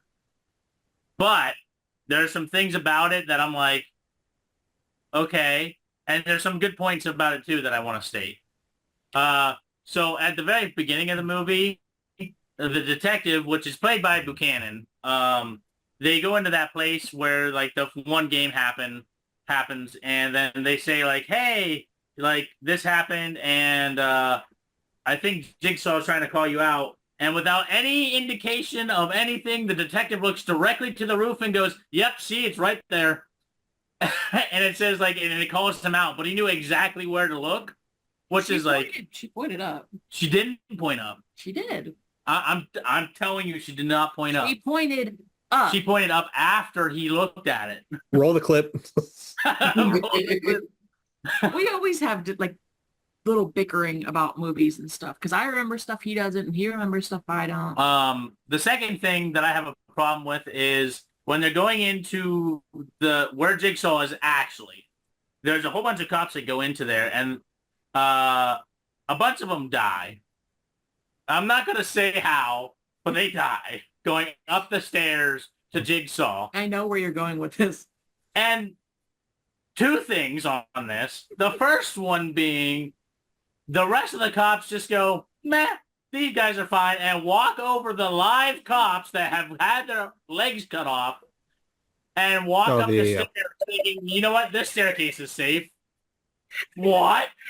No cop would do that. And there was multiple openings that they were supposed to be going around, and no other openings were open. They decided to go up the same staircase for some reason. They thought this is a good idea. Typical police work. Walk into a giant cage with stairs in the middle, right? And, No. and then my third complaint about that is like 5 minutes after that, Jigsaw goes, I never kill anybody. He's like, Bullshit. he's like, I've never killed anybody. Even I, a diehard Jigsaw fan, is like, there's a lot of dead cops down there. No. Agony on the outside. Indirectly. Yeah, I was gonna say he probably kills them indirectly, but yeah, It's not their fault. It's not Jigsaw's fault that these people are too stupid to solve the puzzles and get away alive. Yeah. yeah, that's the loophole. And as for all the cops that died, they just had like the 1 day to retirement. So, they had to take them out. The thing that I find funny about that scene is he knew they were coming. He told them to come. Mhm. His whole plan rode on the detective and the cops showing up. Why would you booby trap the stairs and kill a bunch of That's the them? thing too. Like what? It's like the Riddler. He can't help himself. He's got to add a trap in there somewhere, Like, just like a Riddler, can't resist leaving riddles behind and stuff, It's like, man, I'm running behind on my quota. I'm going to die soon. I have to get some kills. And here's the thing too. His whole thing is not killing innocent people, right? He has stated it multiple times. I do not kill, quote, quote, innocent people. Yep. So what you're telling me is you knew that those 4 cops who walked up those steps first were not innocent, and you knew those cops were going to be the ones coming up first. Somehow, with your magical knowledge. My thoughts on your clairvoyance. No. I know what happened. See, he used some kind of a spell on the stairs, so it would react to anyone that has an evil heart. Sort of like Goku and Ketone. Only Goku can write Ketone with his pure heart, but Bulma and Krillin would try and they fall right through it. So the stairs are like similar. what I think happened is because when you see the stairs, it's painfully obvious it's a trap. Because there's a metal cage around it and this one door and there's pulleys and stuff on the ceiling. And if they had done any of their job, they would not have walked in to the metal cage full of pulleys and a very rickety set of stairs. Because the first cop that goes up the stairs, he doesn't die. His legs get broken. Fine, whatever. It's the cops that then rush in without even thinking to help him that then get fried. Because you're not doing your job. You're SWAT cops. You're supposed to look at the scene, assess the scene, figure out what's happening. And you did none of that. Okay, I'm sorry. See, like I said, this is all he's kind of trying to come back here. But now that you mentioned that they were the SWAT team and they got screwed up that way, oh my gosh, they're idiots. Okay, I'm sorry. They weren't SWAT. They were not SWAT. What happened was they faked all their paperwork, and that's why Jigsaw knew they were evil, because he bought the guys that lied their way through their school and training just to become SWAT members, or they just got handed the position that didn't do any real training to begin with, and that is why they got their badges in a Cracker Jack box. I was saying box of Cheerios or something, but that works. They went to the same school as Dr. Nick from The Simpsons. You think about the SWAT teams and movies, TV shows, real life. Their whole job is to breach into a place, make sure it's safe in a safe way so that the regular cops can come in. They did absolutely none of that. They just went full bore, running through the place without looking at anything. Video game logic. Jesus. And there's 2 more things. First is a bad thing. One of them's a good thing. The next thing is, so they get up there and there's a timer on the one table. And they're like, oh my gosh, it must be a bomb. Get the bomb squad up here. So they get, quote, quote, the bomb squad up there. And they just stand there. They just stand there with the ticking thing. They don't check it. They don't say it's good. They don't say it's bad. They just stand there around the ticking timer, which if they would have done any of their job, they would have just been this is a timer to open something. No, they just stand there because and like the whole thread is they think it's a bomb, and they're like, oh, it could be a bomb. We could explode any second, but they don't do anything about it. Add on to that, they have a jigsaw expert there on the scene when they find this ticking thing. Expert, like she knows this man. She's gotten in his head. She's done like the whole, and she does not once go, Jigsaw wouldn't just put a bomb. That's too easy. Like no one thinks like it's not a bomb. Jigsaw wouldn't just put a bomb. And no one goes, well, if it's not a bomb, what the heck is it? No one, not a single person in a room of like even the 15 Jigsaw people. expert thinks maybe it's for a trap, maybe it's for a game, maybe it's for, She's like, I don't know. I'm pretty it's sure your job to know. And the thing is, I'm pretty sure she's the one that says, I think it's a bomb, or it's either her or Buchanan.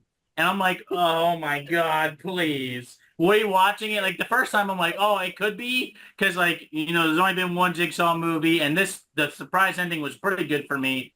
But like, come on. And now the last one that I want to make a comment about is now other people have differing opinions on this one. The big tough guy that's in the movie that's going around and killing people. I actually liked his character. A lot of people don't like. Now, hear me out. A lot of people don't like that character, and I get why. Everyone thinks he's a big musclehead. And at first, I'm thinking, yes, he's a big musclehead. But after he discovers the numbers, rewatching it, I watched him very closely. I don't think he necessarily wanted to kill everybody. It just, like, whenever he wanted the numbers and nobody was cooperating. He had zero hesitation when he threw Amanda in the needle pit. I mean... He had no hesitation. He discovered the numbers, and that before that he's a musclehead, and I get that part. I get why people don't like him at that point. But when he discovers the numbers, he says from the beginning, "I'm in here only for me. If you guys die, that's whatever. I don't care." And like that's what I hate about him, because Jigsaw, when he has a game with multiple people, he never goes like, "Hey, only one of you will survive." When it's like 1-on-1, 1v1, yeah. But like when there's a big group of people, if you've noticed from watching the movies, there's ways for everyone to get out. And like, I actually don't mind that guy. Like, yes, he's a musclehead at the beginning, but I think at some point, like after seeing some of them die and everything, he kind of comes around to like, wow, this is kind of fucked up. I should like do something. And then that's whenever he discovers the numbers. And he doesn't cutting the skin off of people. Yeah, that's I'm just gonna kind of butt in. Yeah, his character kind of irritated me from the start, partly because he is kind of playing that big muscle dumbhead. But like when it got to the part of like, oh, he figured out there's numbers on the back of our heads, or it's like it's the back of the necks. And the other character, what the fuck's his name was, Jonas Singers, who played by Glenn Plummer, who honestly I liked. Jonas Singer's character was amazing. I loved that character because he was like the most rational one there. He comes into the room and instead of Frankie G's character, what the fuck's his name, Xavier, being like, hey, there's numbers in the back of our heads, he just decides, fuck it, I'm gonna kill you so I can get that number. I'm like, you could have just talked. Like if Amanda and the kid even said like, we'll give you the numbers, blah blah blah blah blah. And he's like, no, I'm going to kill you guys too. Yeah, here's the thing. Like, his character is very flip-floppy. Like, he goes from musclehead to discovering the numbers to being like, give me your number, which he kind of talked, but in his dumb way, kind of like an orc would. And then he was like, okay, you're not going to give it to me. Smash. And then, then he tried to talk to a couple people, then realized that wasn't working. And then when it got to Amanda and the kid, went back to Meathead for some reason. I don't remember him trying to talk to anybody to get their numbers. Well, I think it was more like they were dead after that point, but... I mean, he collected a couple of numbers off of dead people. He found the one lady with her hands in that scissor blade trap. Yeah, the blade because she was grabbing the needle. He got the number and then just left her there to die. Yeah, she just left her there. The Jonas thing just flat out killed him without explaining anything. Well, just dumb. Tried to He was the best character in that movie. Numbers. Like, although that slow motion of him cutting his own skin, totally unnecessary. Amazing. because Amanda said, if you don't kill us, I'll read you your number.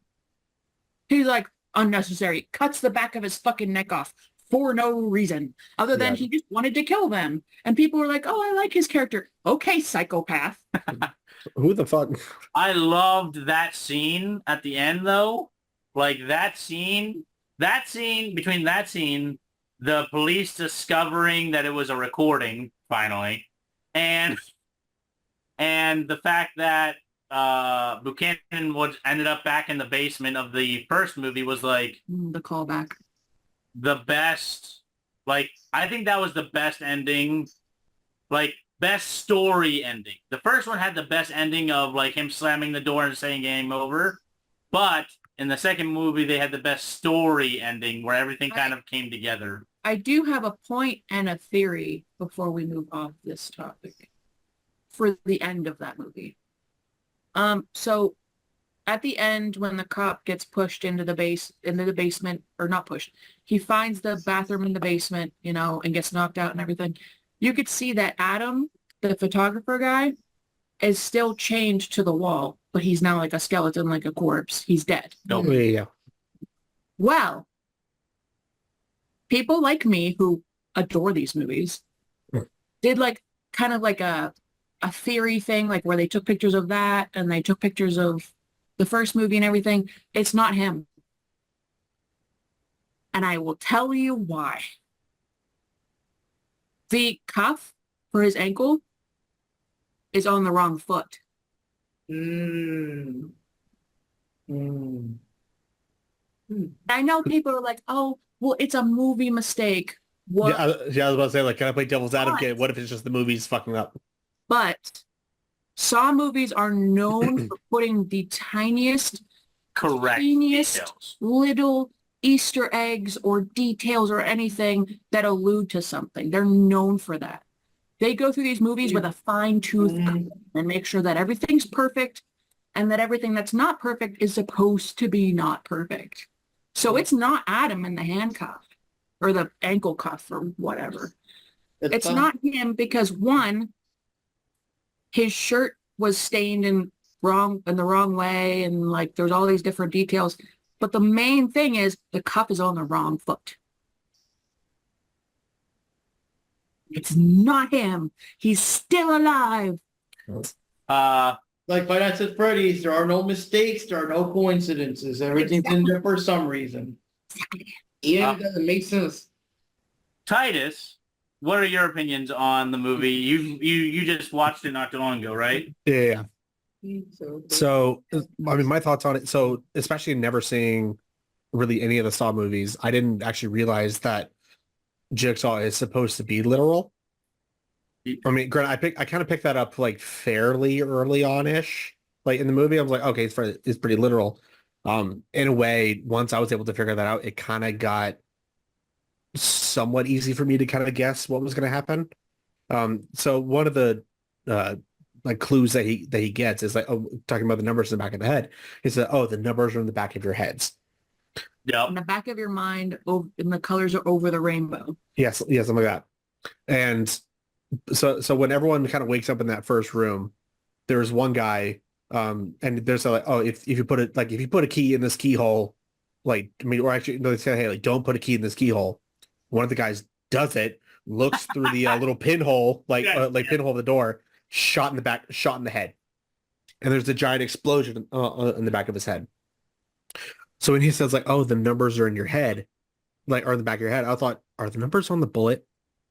Like, is that literally what luckily, I mean, it wasn't, it was just on the back of the neck, but it was close enough. So I'm like, okay, getting there.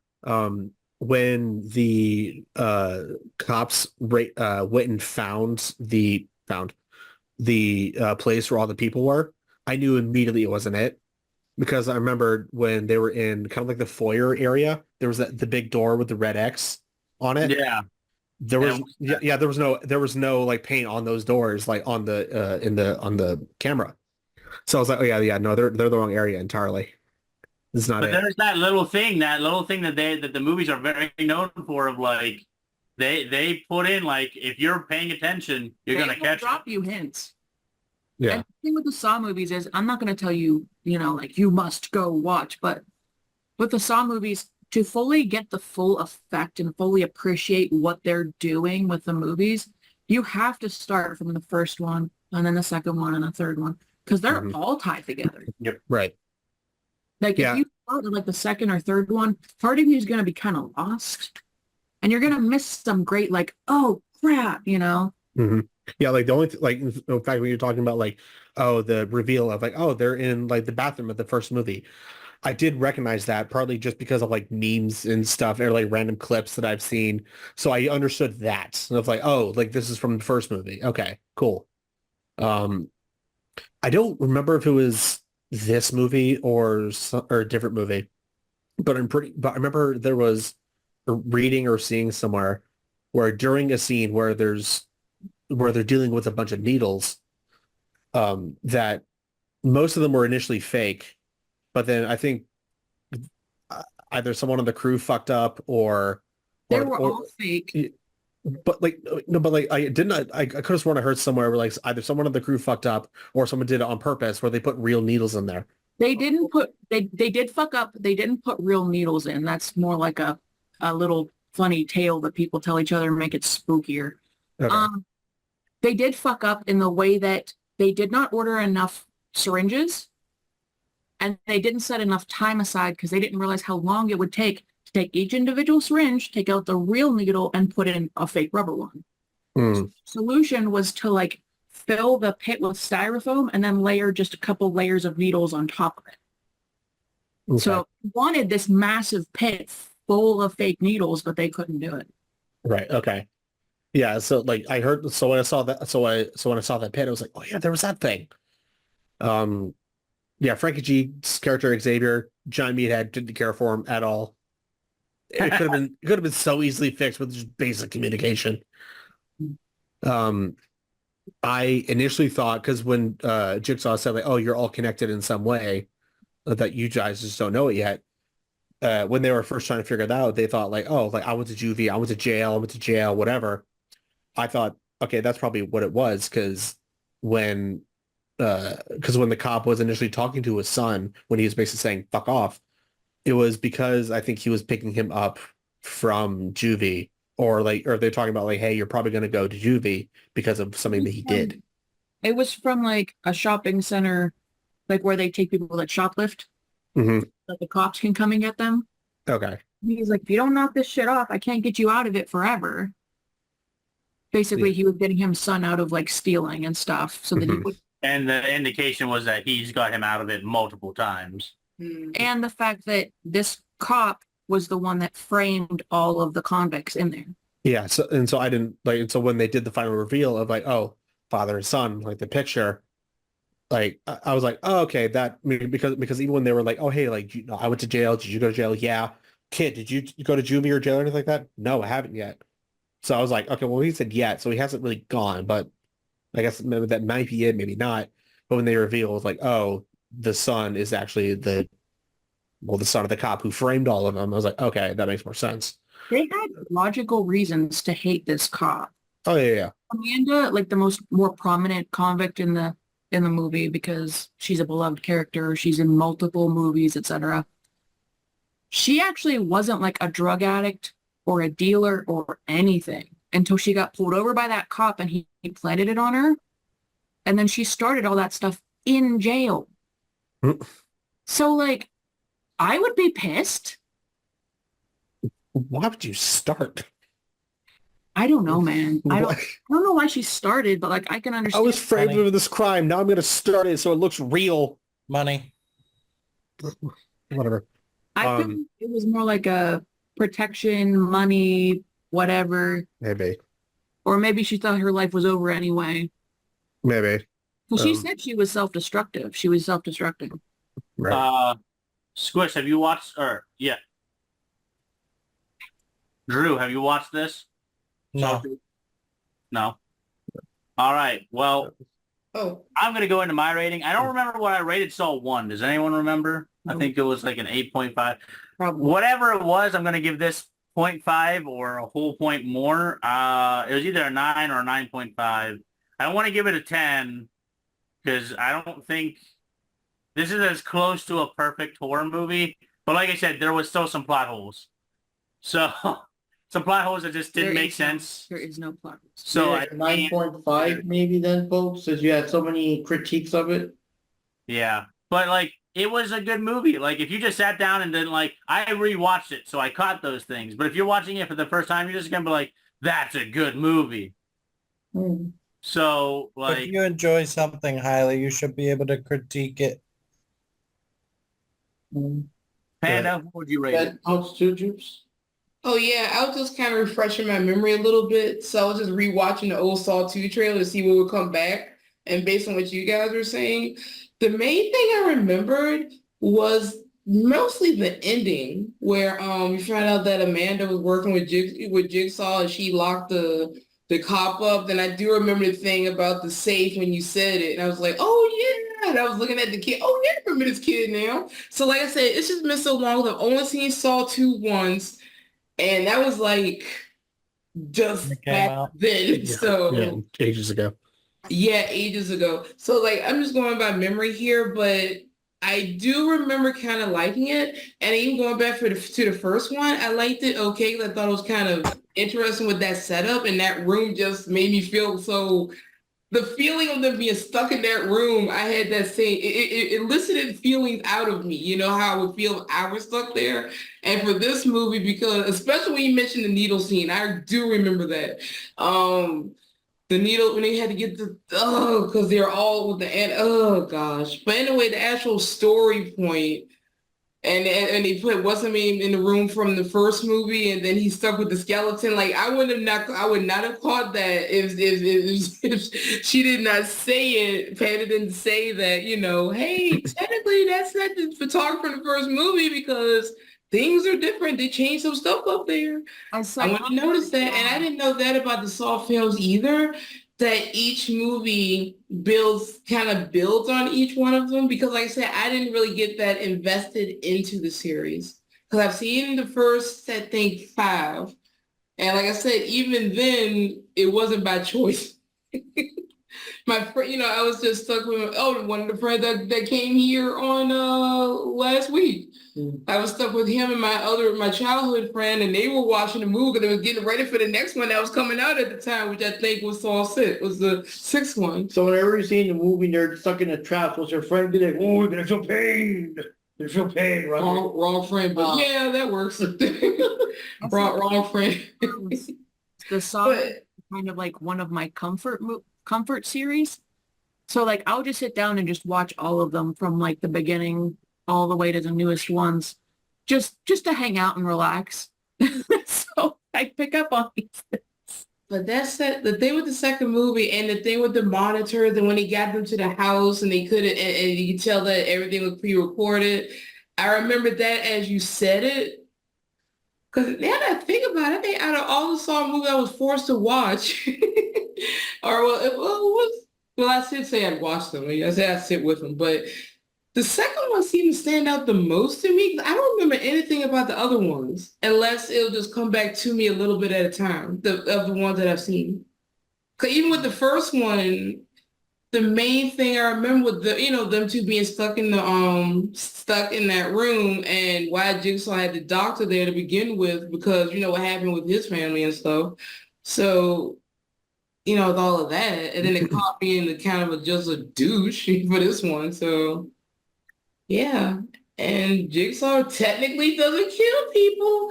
You kill yourselves because you don't understand the puzzles. Or you save yourself. Or that, yeah. Because he always said, and the thing is, Jigsaw does always say you can get out of these traps. You just have to make the right choices to get out of the traps. I mean, he's not lying. It's just how everyone is going to react and, to try to get out of them. So that's pretty much the setup when it comes to his traps. I think some maybe a little convoluted there, but like that ice trap with the girl with what's the name, with her broken ankle and the ice thing, and I forgot which movie that was from. But that's later in the series. That's other stuff that we can't talk about right now. Oh, sorry. See, like I said, that's the other thing. I kind of mixing up where the traps were too, the ones that come to mind. Like, I do remember the needle one though. So I definitely remember that one. There are ones that you cannot get out of because they're rigged later on in the series, but that's not, Jigsaw doesn't make those. It's someone. That's right. It's the other, yeah, never mind. Panda, what would you rate this? Probably a 9.5. I think that's higher than your first one. I think the first one was 8.5. Really? Interesting. Are you a second movie lover now? I've always loved this one. More than the first, though. I'm saying I will not pick favorites. You cannot. I will not pick. Your ratings will pick your favorite. No. No. Being it's my first Saw movie, and yeah, as I said, not knowing like, hey, it's pretty literal meathead character, I would probably say 7.5. Like it was a good movie. It's just, it's what I don't know. It's a good movie. Although I do want to say, just because I was looking at the cast, Carrie Elwes is in it as Lawrence Gordon. Know who that is? The No. Dread Pirate Roberts from Princess Bride. Oh, we talked about that when we were going over the first one. Yeah, and then a guy named Michael Emerson, who I recognized as he was the scientist in Fallout that got his head chopped off. Oh. Yeah, I was like, Also, do me a favor. Check what Buchanan was in, because I don't remember off the top of my head. Donnie Wahlberg. Yeah. Or yeah, the guy who played the detective. Saying Buchanan, but Wahlburgers, Blue Bloods, Band of Brothers, Zookeeper, Donnie Loves Johnny. A lot of the Saw movies, to be honest. What Doesn't Kill You, The Kill Point, Bullets. because I know he was like a beloved movie actor for like a while. He's in like a lot of stuff, but not at the same time. Yeah, Like The Sixth Sense. that's a big one. And then Yeah. Drew, you didn't watch the movie, right?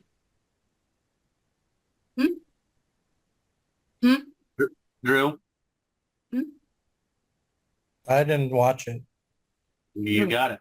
All right, in that case, we're going to move on to our last topic of the night of the podcast. Welcome on in, everybody, to the TV show. We're going to be talking about Delicious in Dungeon, or, depending on what part of the world you are in, what's the other name for that there? Yeah. Dungeon Meshi. Meshy. Yes.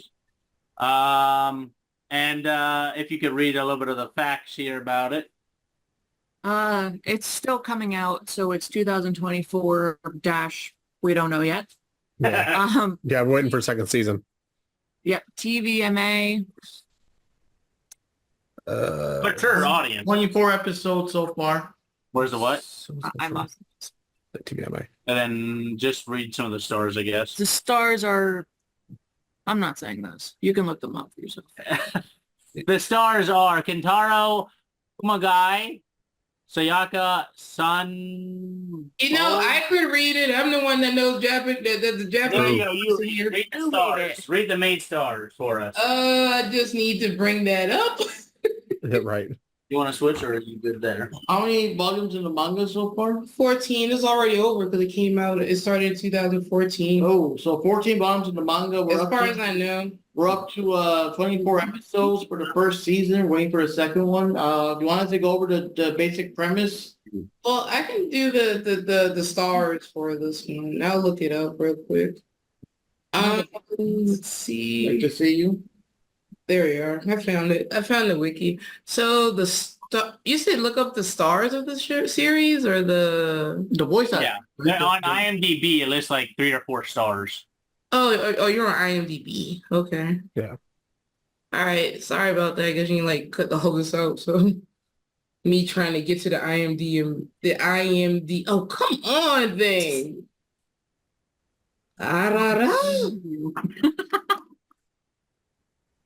Everyone here, I think we'll be talking about this because I think all of us has watched at least a couple episodes. So Mhm. Yeah, we actually binge watched like the last 4 today. really nice. Yeah, we got to see the whole series. So Nice. you guys Alright. really liked it. Okay, I got it now. So the stars are okay. All right.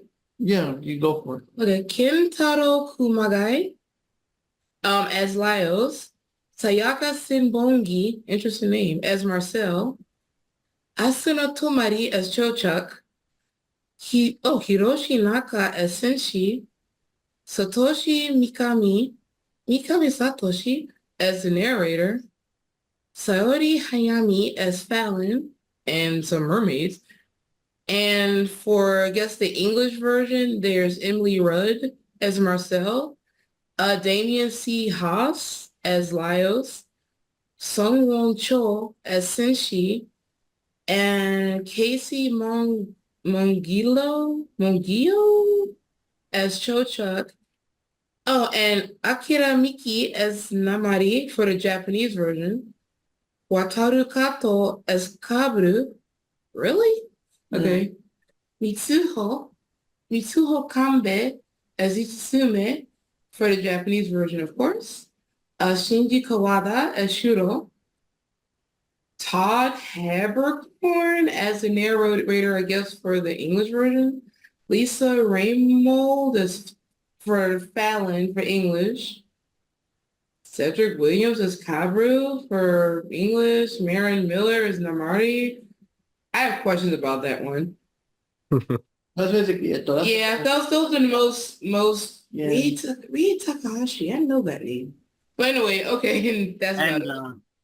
just so that the podcast knows, we could us as a group, I'm pretty sure all of us really enjoy this. So we'll try not to make this segment, 6 hours long because, yeah, I think we can all say a lot of good things about it.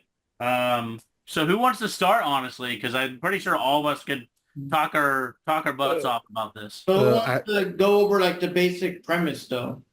Yeah, that's Titus can he So Yeah, I'll go. yeah, go for it. Yeah, I was actually just kind of go off with a bit more of the cast.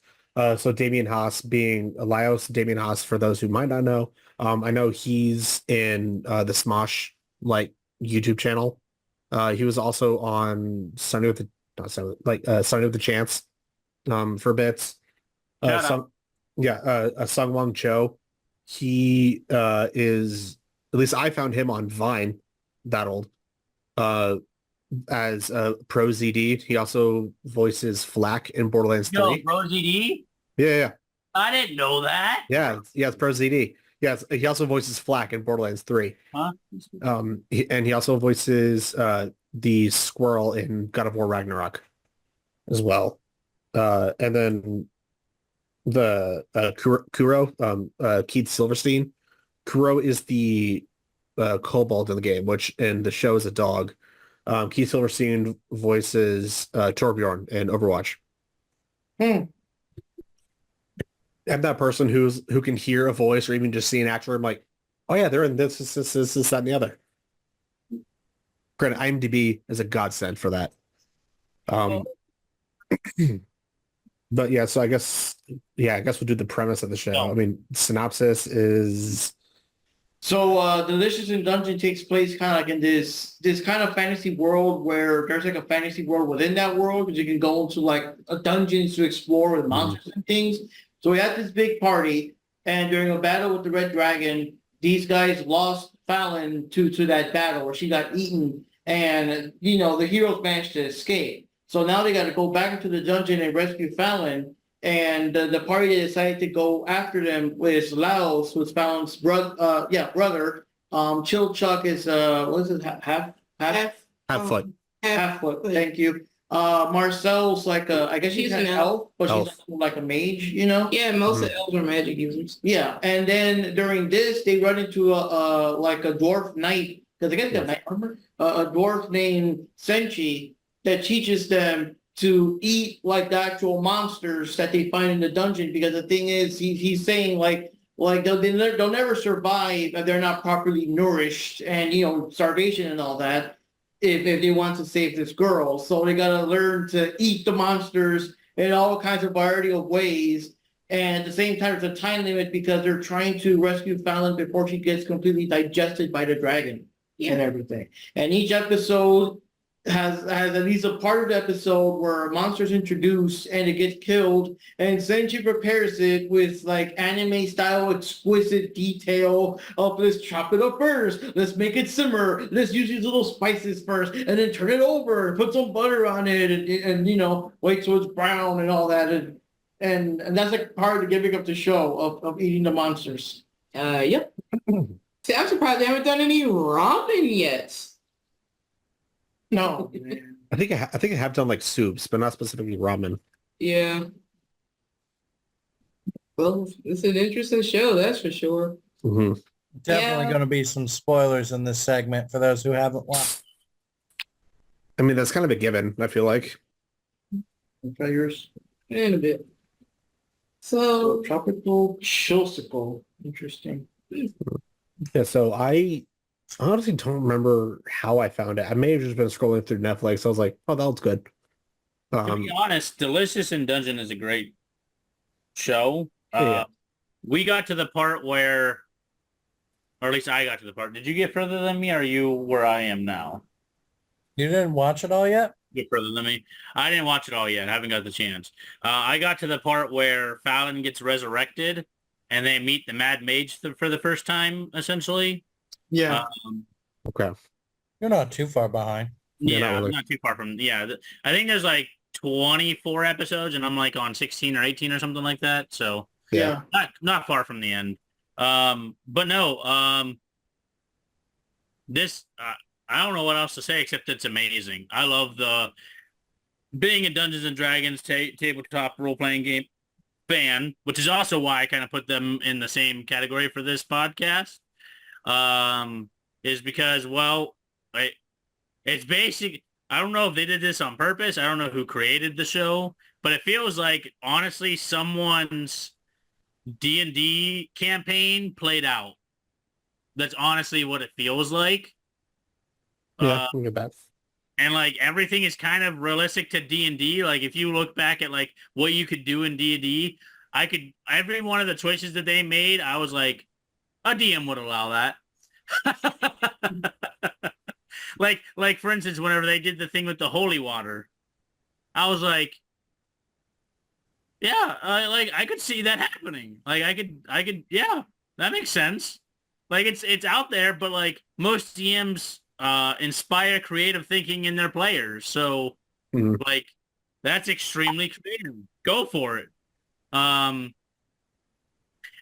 like at the end where they were like resurrecting, not end, but close to the end, where they're resurrecting Fallon, but they have to use dragon's blood. That's also a DM thing where like a DM would be like, you could do this, and it would use a lot of your mana, but so you know there's probably going to be consequences.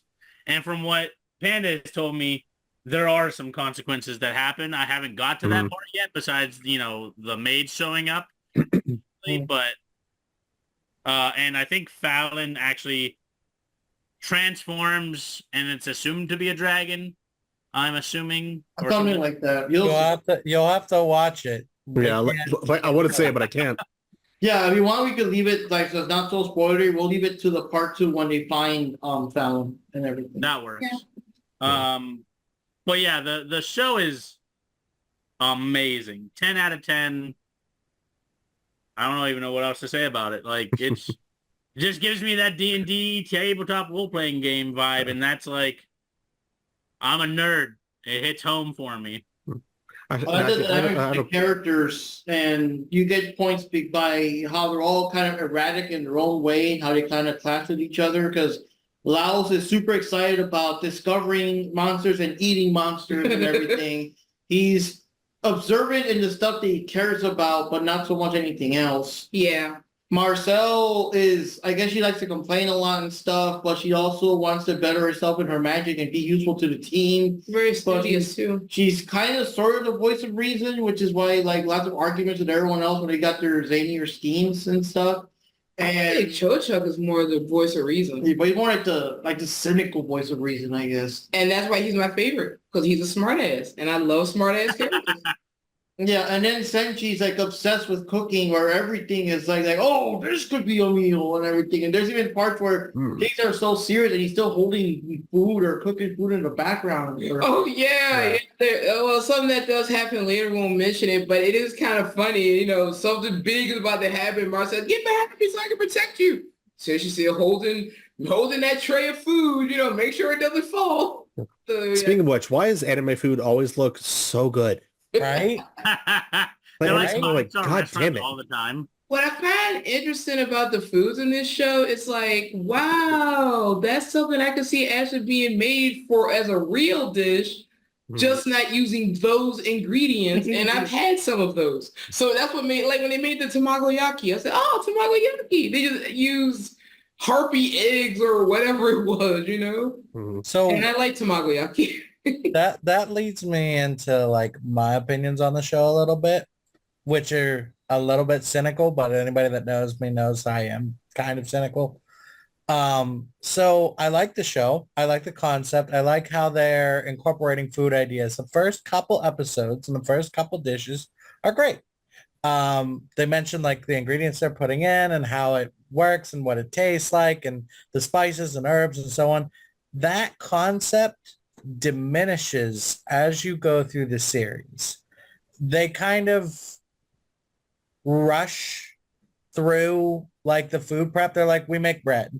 We steam the bread, we fill it with stuff. This is the thing. And it's like, but what did you fill it with? You know, like, well, we filled it with a bunch of stuff. They take away from the food aspect a little bit towards the end in favor of more Story. background lore, which is good. I like the lore. The lore is great, but why take away from the main concept of the show to add another main concept? They weren't adding it though. They were running alongside it. I think they were missing the lore, and I think people were asking for it. Well, I like that they added the lore, which I'm not going to spoil for you because you haven't gotten there yet. Right. But Got through most of it. it feels like as you progress through the story, they're kind of just like, they go from, I make yeast out of this, I make eggs out of this, I make milk out of this, I make bread, to I made bread and then I steamed it. Well, I think part of that is also kind of going, because granted the episodes are like 22 minutes. So there are some things you kind of have to be like, all right, we got to cut to that. And like, because, you know, in the beginning of the show, like they're still on like, you know, the first level and things like that. So they're not in like super high stakes. So that's why they're able to be like, oh, let's kind of go into detail as far as like, you know, what we're cooking, how we're cooking it and preparing it. Once they And get that's down to the also- lower levels, they get more into like, hey, this is the story, this is the lore. So they get When more you into get that. Also to goes Red into, Dragon, like- it becomes more dire and more like serious too. Yeah. That's also why I like it, because that's exactly what a D&D campaign would do. Like as you're doing it, like at the beginning, I'm going to be like, okay, you got to go out and find those ingredients and find a way to make them work and tell me how they work, right? Because you don't have a lot of stuff. You're going in there blind. You only got a few items on you. You got to find a way. But as you get further into the story, as you get further into the campaign, usually DMs go, what do you need to count arrows for? You have like hundreds of thousands of gold and hundreds of thousands of arrows. You don't need to count arrows, or you don't need to tell me how many rations you have. I know you went to the store 50 times for rations. Just eat a ration, and you don't even need to count it anymore. Well, right? we're counting rations in our campaign currently, but that's for a different reason. Yeah. But yes, so like, yeah, I think it's just more so like, hey, like they're going more deeper into the story and getting more into that. And I think it's also kind of going into as far as like, you know, starting at, you know, level 1 character to level 15 even. There are just some things you can just kind of get better at, and they've already explained in the beginning. So there's just like, okay, yeah, cool, like this is how they did it. And like you already know how they did it. So they just kind of skip over that. But I do Pertaining to agree the with some of the story. filling things. Like I wish it was so in there. What I'm like agreeing with Drew. Like I do some of the things. I'm like the one thing they had like multiple items, and I'm like, I wish they would have went a little bit more in depth with that one. Yeah. But at least the one part that we got to.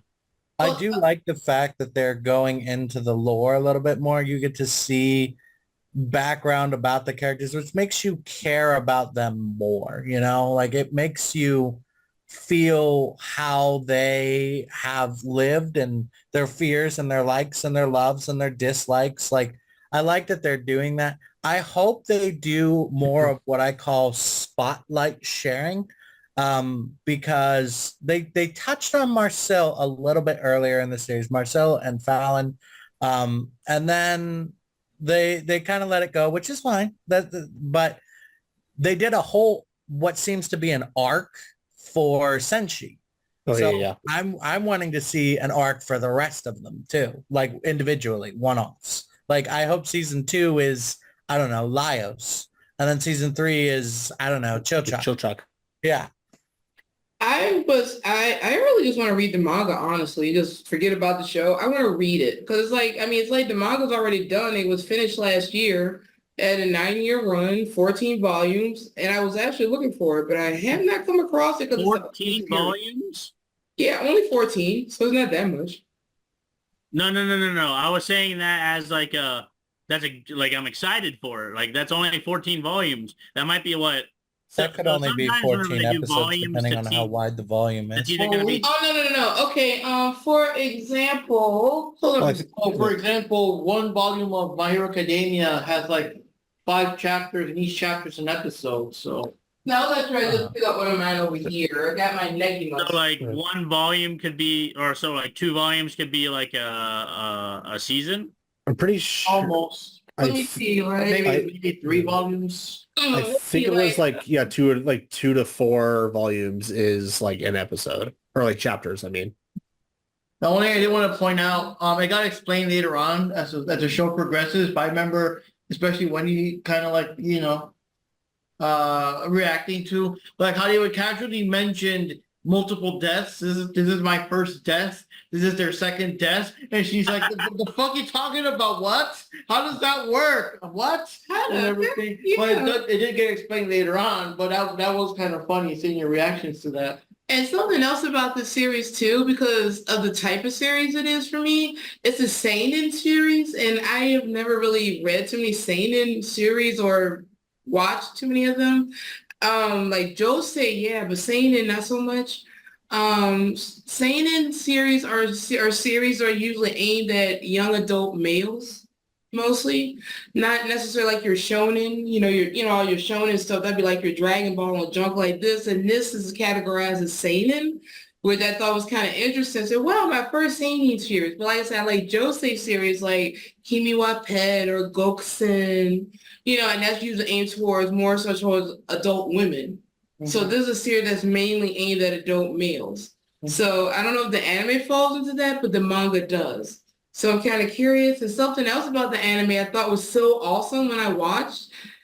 And, with the first intro, I was like, I know those voices. I know this music. They sound so familiar. And then and I was reading like the credits, like for the information for the singers. Yeah, the singers and that they always put like, opening, ending, all that stuff. And I was reading all of that in the intro, and it was from the music group Bump of Chicken. I was like, oh my God, I haven't listened to them in so many years. I didn't even know they were still making music, because they've been around since like 1994. So I didn't know they were even still together. They still sound like they still have the same members. It's still the same style, and they didn't like jump off the bandwagon like Dudes Infinity has. So, and I'm a music person, so and it's old J rock too. They're an older rock group too, so older Japanese rock groups I can still get into. Older J-pop I can get into. The newer stuff, not so much, because it all sounds too generic to me. Right, actually, I have a question. How did y'all like watch it? Did y'all watch it in English or in Japanese? English. No, most in English. Actually, I've heard dub. So most of the times dubs turn me off, or the voices sound. And you know how I am like about those. Like they're reading the script and whatever. I'm glad that the script, from what I see, stayed true. They didn't have any Americanized puns or stupid things that the original version wouldn't have or whatever. Yeah, I mean, we kind of went back and forth because I was really curious about how the characters spoke. so I can like get an idea more so about their characters and if the dub is trying to stay close to it. Because like in Japanese, there are like certain speech patterns that some characters may have. Like you might have the character might use kind of a more masculine way of talking, or character may speak very feminine, or you have someone that speaks very proper. So that's what I was kind of listening for. And it seemed like the dub really got them right, in my opinion, from the bit that I could catch, because my Japanese isn't really all that good. It's like, you don't use it, you lose it. But I can still pick up those little type of nuances. I can't catch accents anymore, but those little nuances I can pick up on. And I was just really curious, especially a later episode. I won't get into it, but it has something to do with that arc that Drew was just talking about with Senshi and the Shonen locks and all of that. I just really wanted to know what he sounded like in Japanese. But I loved it. for me, so with a lot of series, I evaluate whether I like the dub or the sub better based on like the first season. And as we all know, like the first season of this just ended. I tried the sub and the dub. I can't do the sub for this one. I heavily prefer the dub for this one. Just for an example, like I've also been watching Bleach lately. Bleach is one of those rare cases where I can watch both. Like it's very different in sub and dub because they say different things for Bleach. But yeah, for Delicious and Dungeon, it's got to be dub. Sorry. I think it helps with, I mean, of course, it depends on the cat, because for some people, yeah, it's just as if they're reading the scripts like in front of them. But I know, so the English actor, Damien Haas, who plays Laios, he's a mega anime fan. So he wants to put in that massive effort into it as well. Yeah. And then I know for Senshi's character, Pro ZD, but he's also just a professional voice actor anyway. But he is also like a massive fan of this thing. So I think also just being a fan of the media that you're performing in kind of helps that. Speaking of which, little thing about Pro ZD, because I'm actually a fan of Pro ZD, as weird as that may sound. Pro ZD is a YouTuber as well. I don't know if anyone's caught his YouTube. He does voice acting and YouTube. He does like board game reviews. He's a big board gamer. Does some D&D on the side, if I remember correctly. And is it does recorded? Too. What? Is the D&D show recorded? It is not, but Yeah. he does have a recorded video game YouTube channel as well. Okay. I was saying, like, I would love to like just watch him play D&D. At the very least, like with voices. So shout out to ProZD. Again, probably will never watch this podcast, but You never know. no, ProZD, like I'm a huge fan of things that he's in. His YouTube channel, I watch like almost every episode of his YouTube channel. Which character I haven't in watched the Delicious gaming and one yet. Dungeon is he? Senshi. Senji. Speaking of which, Laios. Panda has something to say about Senji and Marcel, and she is the host of the TV section. So What's the disembodied hands? yeah. So I'm gonna pass it on to you. What? Say it. No, you're the queen of the TV show. Say it. So the cook, Senji, right? Senshi. She. Like a teacher. SENSHI. So it's sort of like Senshi. like a teacher or or an instructor. Right. That, It's been like a week. I mean, a soldier. Yeah, warrior. Like a warrior or a soldier, senshi. That's what Um, a Japanese meaning would be. So Sailor Senshi. Panda has definitely named me as Senshi in the show. One of the biggest tips for her is I can never stop talking about food. And whenever I pull a pizza out of the oven, half the time I don't need an oven mitt. I just pull it out. Oh God, I can't do that. My Ironically, hands are not callous enough for that. Ironically, I would disagree with that depiction. I think Poke would be Laios. I also could see that a little bit because I do Yeah. want to eat everything. The thing I didn't like about Laios is he does not know how to cook. I see Senshi. That's fair. I see Pokey and Senshi 100%. Because I do know how to cook. And I'll use anything at my disposal to cook if I need to. So, and I've used some weird things to cook. And secondly, Panda here has definitely labeled herself as the kind of Marcel character. So, Yep. And I'm always complaining and bitching about your food, Yep. but then I end up liking it anyway. Yeah. I feel like for me, I would either be Lio, Senshi, or Chochuk based on the day. You're mostly Chochuk with a splash of Lios. Yeah. Panda's like, yep, that's 100%. I'm actually kind of curious what you guys. I mean, I know Mark and Juby don't really know me all too well, but as far as like you three, like what would you like pin me as? Because I have my idea in my head, but I'm kind of curious. What you No, guys would be. Panda immediately was like Lios. Namari. Namari? Yeah. Okay. I was gonna say more so like Senshi and Chilchuk. Really? Yeah. So Senshi more so like I know how to cook a little bit. I need to get back into it to be honest. But more so as far as like, especially when the moments when he was like, when he would actually like teach someone how to do it properly. Like I kind of feel like I like to do that a lot. I like to like help people and teach people. And Chilchuk because I am a bit of a smart ass. See, here's what I would say. I would say Lios, and hear me out, because whenever you're excited about something, you're excited about something. Now, it may not be eating monsters in a dungeon, You know. but So whenever you're that's- excited about something, you're excited about something. But throw in the learning from Senshi and a little bit of Chochuk, and then you have a perfect combination. See, that's kind of why I said Namari, because Namari is very fascinated with one topic. That's fair. Like super into like one thing. But here's the thing. Titus here has more of a personality, at least from what I've seen of the show so far, than Namari. That's true.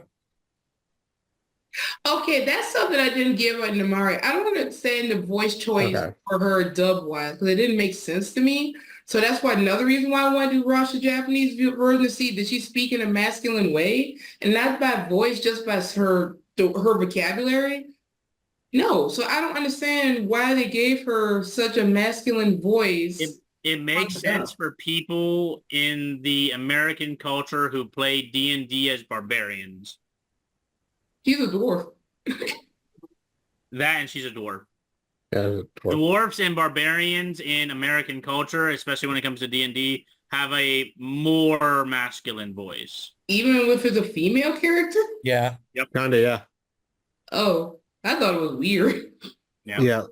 Yeah, because the thing is, like, like you kind of get it when some women have like huskier voices, but like in the Japanese version, her voice was kind of husky, but you could still clearly tell it was a female voice, just more tomboyish voice. But in American dub, it's super rare that you can kind of hear a bit of the feminine in the voice, but other than that, it just sounded like a guy was voicing her in the dub version. It might have been a dude. No, it's a non-binary person, but it's is it? It's a female person, if that makes sense. Without me being canceled, I'm sorry. Oh. I apologize. Well, you know what I mean. You know what I mean. It's female born, but they're a non-binary person. You know? Gotcha. If I'm allowed to say that without being canceled, because At the very least, like more of like a feminine showing. Yeah. But like I actually have to look it up because I was so confused because of course also a lot of times like the voice of Gohan, for example, Kid Gohan in the earlier series, it was a woman still voicing him, but she gave him like that extra husky voice because Gohan's a kid. So it was hard for me to figure it out by the voice. I had to go look it up and everything, and it was a non-binary person voicing him in the American version. But in the Japanese version, like I said, she does maintain like a huskier, tough girl, tomboy voice, and like Jupe said, she had that manner of speaking, but you could clearly tell it was a woman voicing the character, Yeah, so I thought it was a little weird for the dub to give her sound like a straight up dude like, Yeah. I just thought it was weird. This is the part of the podcast where we all get canceled. Oh, Right. I'll get off of that one. Yeah. But let it be known, I do respect people of all binaries. It's just we have to discuss it once in a while, but no offense is meant, for everyone watching the podcast. Exactly. Yeah, in fact, Yeah. actually, I was actually looking up as far as like cats and everything. It did say in the voice actors like personal life section that they identify as non-binary and go by the event as well. All right. Oh, something else. Oh, that I noticed. What else? Oh, the name of the series, because I recognize the kanji, so it's Meshi. Meshi just means meal, so the original series just means dungeon meal. Well, Okay. that checks out still. Yeah, because I think that's easier for me to remember than Delicious and Dungeons. I keep wanting to say Dungeons and Dragons, Delicious and Dragons. I just want to just say, I'm calling it Dungeon Meshi. I'm going to stick with that because it's easier for me to remember. But I keep getting it wrong. So for your character, I would say you would be Senji because not only do you cook, but you also like to explain sometimes. You always kind of show me the things here and there sometimes. You show me how you mix the spices and things like that. So that's a Senshi thing. But at the same time, you're also chill truck because you're a smartass. Hey, you don't see a little Marcel in me either? A bit, I guess. Because I always want to study and learn something. Yeah. And that drive you crazy when I ask you questions on how to learn something more. Yes, and also, you worry a lot about your friends and people and stuff. I mean, she's a bit of a warrior too, but, fall like about her friends and things. So I can kind of. So I guess I'm a mix of Marcel, Cho-Chuck, and Senshi. Yeah. Okay. And I'm Gotta rate Mark. that I do get Now overexcited. you gotta tell Mark what he is. Laios and Marcel, I see, and Mark. No. Where's the Marcel part come in? So Laios because you get very excited about certain topics. Yes. And then Marcel because there are certain things where you'd rather avoid the conflict. You know what I mean? Yeah, I tried to. That sounds like me. Also, because I have Marcel's glories. Take our 24-question quiz that we'll be uploading with this podcast to determine what thing you are. I'm completely joking. What do you think we are? Yeah, yeah. Out of the main cast, which character do you favor? Ooh. Senshi, 100%. Senshi and Laios. Get back to me. It's kind of like I like them all for different reasons. So I'm kind of like, I don't know really who to go with. What about you, Panda? Who was your favorite character? Who's my favorite character? Yeah. Senshi. Senshi, yep.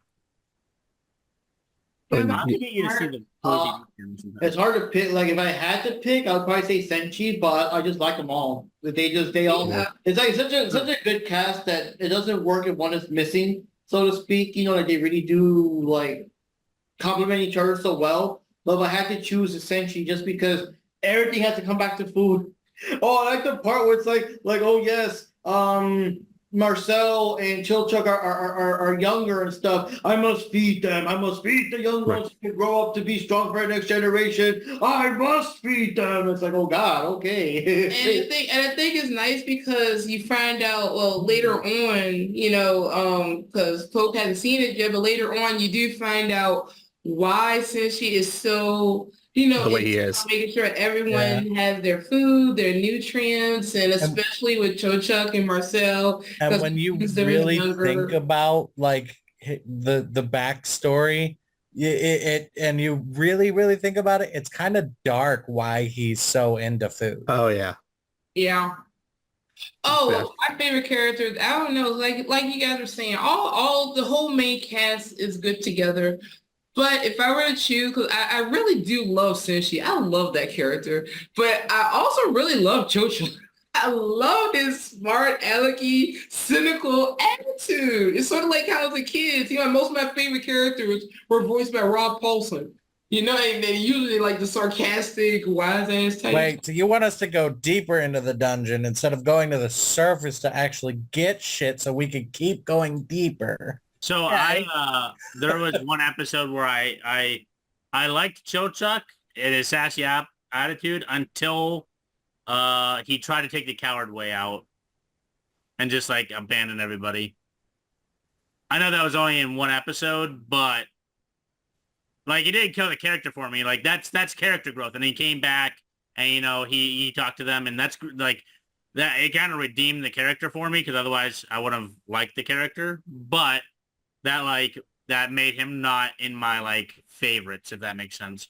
Yeah. The only thing I do like also is that it did feel realistic, in a way that when the series started, they're just these people kind of together, you know what I mean? They're not actual like friends, but they're helping each other out because obviously there's higher chances of making it if all four of them make it and stuff like that. But as the series progressed, they do kind of sort of care more about each other and get kind of closer to an extent. But I just feel it because I've had lots of people that are like in the past, or we're like either a group of coworkers or a group of classmates and stuff, where you're kind of together, you're kind of working together, but you kind of sort of like you're not really together as like close friends, so to speak. Shit happens, like fuck it. Like there's been times for having groups of people where you kind of get the idea that we're kind of a group, but we're not really together because we're just kind of, you know what I mean? You don't have that close friendship and kinship that most of us do, And I like how the group feels realistic, especially with Chilchuk's character. Most of the series, he's kind of there for his own thing, kind of like along for the ride, sort of, So it does feel realistic that they're kind of like together. I think the closest ones are Lyles and Marcel because they both Newfoundland and everything.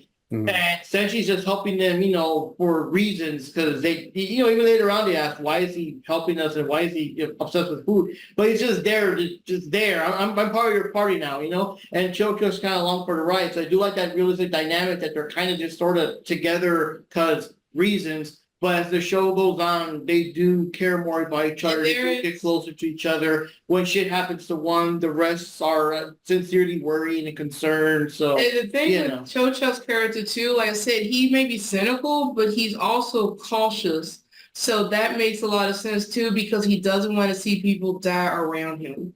And that explains the way, his attitude towards things and their approach to things. Like Drew just said, so we have to go deeper into the dungeon without supplies. When we go back to the surface to get supplies, we can go deeper in the dungeon. That kind of thing. So yeah, I mean, I want to see. I like his character. I want to see more of the samurai and his relations with Fallon without spoiling things for Poke over there. Yeah, He's came with difficult decisions on how to proceed, and I would love to know how he does that in future seasons. Yeah, and that's why I want to read the manga, because I don't feel like waiting for a second season. I want to read it. It's sort of like with Hunter x Hunter. I mean, I watched the 1998 version, and where the manga stopped right before the Greed Island stuff, after Greed Island, I was like, nope, get in the manga, reading the manga. So I started from the beginning, read up to that point, it kept going, It was kind of easy since Takashi keeps taking those hiatuses for reasons, but yeah. Yeah, I'm not a reader. I'm the opposite on that boat. I'm like, I'll wait. I'm not gonna. I know usually the manga or the book is usually better. It doesn't matter what the book or whatever it is. It's usually better in the like comic book versus the movie, or the book versus the movie, or the book versus the TV show. But I'm just like, that's a lot of words and a lot of time devoted. I would try to find the digital copy of the manga for free somewhere. I want to physically have it, but I think honestly with stuff like that, I like to usually get more background details on the characters. Like Chochuk reveals something about himself in this last, like next to the last episode of the season. I'm like, okay, please do continue. I care more about this one. So it makes that talk since she had with Chochuk about the birds and the bees even more awkward. It's like, technically, I'm an old man. Like, technically, I already know this stuff, and there are reasons for this. That's too why. I don't remember if it's where in the show it is, but I think he revealed at some point that he has like a wife and kids. Yeah, I'm trying not to spoil that because Poke wasn't there yet. Yeah. No, we got past that. He revealed at some point, and then I think they made a joke like, "Okay, sure you do," but I'm like, "No, I'm pretty sure he's being I'm serious." pretty sure he does. Yeah. No, he didn't mention the wife and kids thing. He said his age was 29, and they didn't believe that. And then later on, He just straight up explained that he was like, okay, because he wanted Senshi to actually explain something about himself, but Cho-Chuk always went on and said that he don't want to get close to people for probably that main reason. He don't get emotionally attached because he's scared they might die or leave. I mean, that's the impression I get with him. And then he just straight up said, okay, my name is Cho-Chuk, whatever. I have a wife and kids. And I was like, whoa, what? Why the kids? And he said, for reasons I haven't really seen him in a while. Are you a deadbeat dad or a terrible husband or both? You know? Right. All righty. We've been recording for some time now, so I think we'll just do a round robin of ratings of the show. We'll start with the Panda. What do you rate Delicious in Dungeon? Season 1. 7.5. Do you have a reason? Like short reason, like a sentence or two. It's good, but I want more. It's good, but I want more. Titus, what about you? I love the lower rating because I want more and it's not here. Ooh. 8.5, 8.5, 9-ish. Like it's definitely up there. But yeah, I do want more. But a second season is announced, just not when. It just hasn't really been announced yet. Yeah, I mean overall it's a good show. It's easily digestible for the most part. Literally. Drew. I feel like I feel like I want to have more to say, but I don't, and it's kind of annoying. Fair enough. Yeah. Drew, what do you rate it? So, as most of y'all know, I don't ever give anything like very high ratings. Like the most you'll ever see from me is like a 9.5. This would have been a perfect 10 besides the parts that I said I didn't like earlier in this podcast. That said, I would give that a 9.8. Damn. Yeah. Damn. Would I have didn't think it'd be that high. Would have been a perfect 10, but they're taking away from the food segment, dude.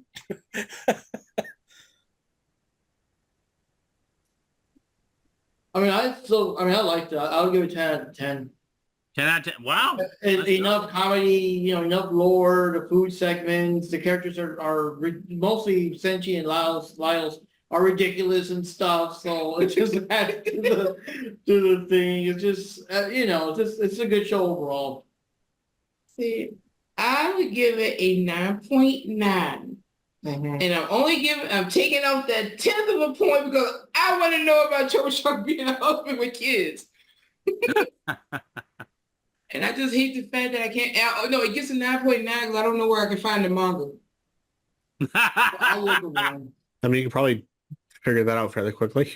Yeah, I know. Look around. I'll be Barnes and Noble, to be honest. Manga and stuff, so I'll see. Yeah, I want this series. I really want to collect this series. Oh, I just wish I would have known about it back, if I would have known about it back in 2014 when it originally started. Wow. The non-pornographic Food Wars. Now. We gotta cover Food Wars sometime. But oh my god! The non-pornographic Food Wars. I've always seen he's only showed me like an episode or like a couple of episodes. Yeah. I'm like, what's with that girl with the, no. This is definitely not a PG podcast. Sorry, children. Sorry, exactly. I was thinking about with Food Wars, the way they make the food there, the customer always comes back for more. Now, they do. I know a lot of people know that I am the God tongue does. Every a lot time of people know that I don't rate things a 10 ever. Because like 10, you've got to be pretty damn perfect to get a 10.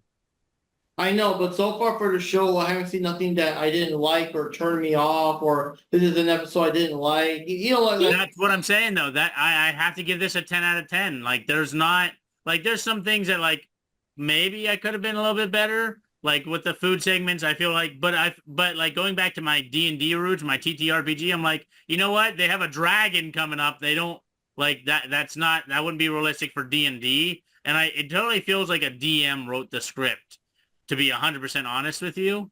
And that's when I go back to like that makes perfect sense. So I can't give it a demerit for something that shouldn't be a demerit. You know what I mean? It definitely gets more serious in like the last couple episodes. So Yeah. I can't wait for you to watch that. And so far, and this may change if a season 2 comes out and it's even better, or something like that. But right now it's a 10 out of 10. Like that was amazing. I love the voice actors. I love the animation. I love the explanations of like everything. It was a literal perfect show. And I don't give 10s to like anything. So, you know, And I'll put it this way. We'll give it the goddamn Nas seal of approval. Go out and watch this dang show already because it's 10 out of 10. A lot of us said it's like really high up. Basically, everybody, you need to go watch this. If you haven't watched it, go watch it. What are you doing with your time? We'll finish the podcast episode. It's like got like a minute or two left probably, but go watch it after this. What are you doing? the subplots are really good too because they don't take you too far from the main plot while still being highly entertaining. Yes. I think another thing that's probably making the series probably work is because the source material is already finished. Hmm. Yeah. Yeah, because like I said, the manga ended last year, and then the anime just started this January. So it's Did they not make like another something like manga series or whatever? it's the manga series, and they're adapting the manga into an anime form. But could they make another series? Like manga series 1 is done. Do they start another one? I don't know exactly how Oh no, well it's sort of like no, maybe they've ended usually when the manga is done, that means like they've already ended the story. The story is finished. like done. Like don't never done. The anime can go further than the what he's trying to manga. make is that for a lot of shows like let's say Dragon Ball and Naruto and Bleach, for example, at the time that the animes were airing, now they're done, but at the time they were airing when they were new, the manga was not done yet. A lot of times the anime gets ahead of the manga and you got to add a bunch of filler arcs and things. And most of the filler arcs suck, they're stupid, or they contradict things, or they cover things that the manga guy himself didn't come up yet. So when he comes up, now you're, just a bunch of shit, Oh, so adding filler, man. Yeah, example of that. Yeah, but the point is that in this case, the manga is done. So they don't have to waste. There's no reason to make meaningless filler arcs and junk. They can just adapt it straight up, and maybe that's why the story's more more cohesive because you don't have filler arcs, filler characters, filler subplots, and that kind of thing. Yeah, like with Sailor Moon. I mean, same thing. I mean, it was a Monster of the Day format, but they had to keep doing that because the anime started for Sailor Moon originally in like the spring of 1992. Naoko started the actual manga of Sailor Moon like a few months before that. So it was real close with the release times with that. So that's why we got so much filler for the original Sailor Moon, even though I kind of liked it because it made me like the girls more compared to Crystal, which was a straight thing and it was like boring as hell. But anyway, it was like, like that. And they had to add that Rainbow Crystal arc because because the manga was too close, it was getting too close. So they have to keep it ahead so that the writers of the manga can, write something so that they can actually adapt it. And the beginning of Sailor Moon R with the whole thing with Ray going with Mamoru, and oh God, I hated that. Oh, and the tree arc with Iron and Ale. Yeah, that was made up. That was a filler arc. Yeah, that was a filler arc too, because they had to come up with something until she actually wrote Sailor Moon. And even then, she wanted to end the series sooner, but she couldn't because they got popular it got too popular, so she had to keep going and she had to come up with something. And Dragon Ball was the same way. Like the first couple of years of Dragon Ball was okay, but as it kept going, because Toriyama was, still writing the series, but they had to keep it ahead while he wrote the chapters so they can adapt it into the anime. Yeah. Famous examples also Fullmetal Alchemist, where the first half was faithful to the manga, but since she hasn't gotten that far yet, the entire second half was just all filler, made up, whatever the fuck. And then later, when the manga was completely done, they went back and made Brotherhood because now that the manga's done, they could adapt the whole thing a lot more faithfully. And same as Sailor Moon too, because Sailor Moon Crystal came out like a few years ago, but the actual manga itself ended in like 97. So they could actually adapt it more closely and faithfully to the Sailor Moon manga because it was done. So that all that extra filler and stuff that the original series had wasn't there. So yeah. I think Crystal was like. So that's the example we're giving. We can assume, I mean, I'm sure there'll still be some differences here and there, but we can assume that the anime is not going to have like filler arcs and filler characters and Death Note is another one. When the anime was starting, Death Note manga was ending. Oh, yeah. Death Note's kind of like the reverse order because the second half was severely cut with the anime for some reason. It was so weird. Yeah, everything from Light till he killed L was almost super faithful to the manga. But then after that, everything else was a bit more condensed. Like they cut out a lot of stuff that Mello did with threatening the president directly. So all that stuff was cut out. Like a lot of stuff was. Well, I don't remember. Yeah. But anyways, we're sorry guys. We're kind of jumping. We're jumping back whatever. Here. Sorry about that. We can talk about this for a while. Yeah. I gotta know, and I'm sure the viewers are curious. What's that thing you're drinking? What is it? Oh yeah, we're drinking Arizona Tropical Chilsicle Juice Cocktail, which is very interesting. It just came out. We were ordering whatever today, and then we got drinks. So like, hey, let's order this. I'm gonna have to try that. We never tried it, so. Is it good? Mm-hmm. Yeah, pretty good. What'd you rate it? Oh God. I mean, it doesn't taste that different from most Arizona iced teas. I would probably give it a 9 out of 10. Yeah, maybe about an 8 for me. Because it's got pictures of these popsicle things. I don't really taste that, So yeah, maybe you know what? 8 out of 10 sounds fair. 8 out of 10 sounds fair. So I didn't get my Arby's, but if you noticed, I was eating earlier. I have a box of Japanese snacks that I ordered from Amazon a little while ago. I was eating this cheese-ack thing, reminiscent of like cheese puffs. Mm-hmm. And then I had like this cracker thing called Senkaku.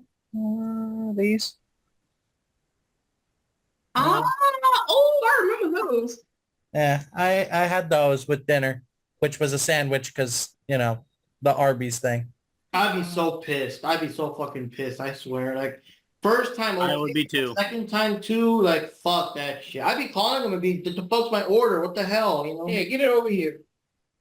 I think it's more of a Uber Eats problem because there was 2 drivers that went up there and no food. No food.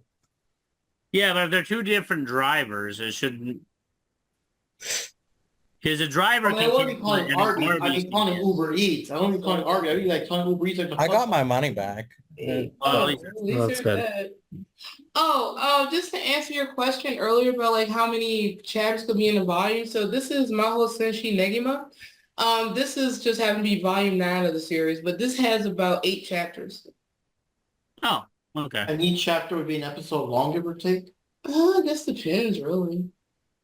Yeah, I know this manga has gotten longer chapters because when you read something like the original Dragon Ball or Death Note, sometimes 2 chapters would equal 1 anime episode. Usually the chapter ends where the anime would be the commercial break. But nowadays, you read like My Hero Academia or Jujutsu Kaisen and stuff, that 1 chapter is an entire episode, but it's just that long. Like, jeez.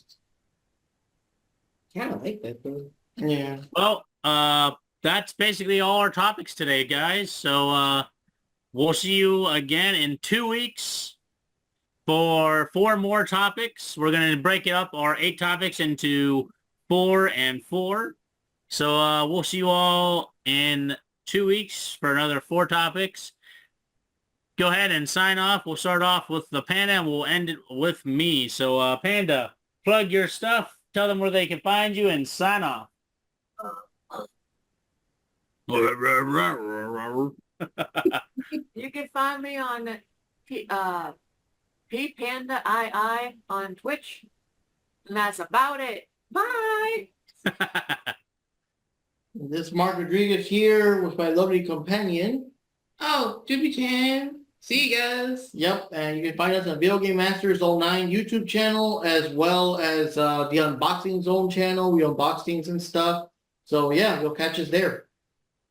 And your awesome Twitch channel that you've been uploading to. Well, that's random. I mean, most of the time I do Twitch, but to use those videos for YouTube, so I don't really have like a, set schedule. It's just whenever I gotta play, whenever there's a new character for DLC or something. Drew from Najits. I also have a Twitch channel that I do silent gaming on, where like I don't talk or anything and you can't see my face. It's just gameplay. That's called Drew My Dude. I don't do it all the time or have a schedule, but it's there. All right, my name is Titus, and you can't find me. You can't find me. Dun, dun, dun, dun. I'm not doing that. And this is the Pokester. We're signing out for today. Thank you all for coming up, watching our podcast. Wait a minute. Podcast. Listening into our podcast and watching our YouTube. Also, you can catch me on twitch.tv/poke the gaming panda if you're ever interested. And don't forget to email us at pokesadventures@gmail.com if you ever want to put in anything for our podcast. Everybody have a great night, a great day, whatever it is for you, and peace out. Ow! Remember, guys, if you're a guest at Poke's house and you tell him that you don't like to play board games or anything, Poke's going to tell you, that doesn't work for me, brother. You ask him politely yet verbally to leave.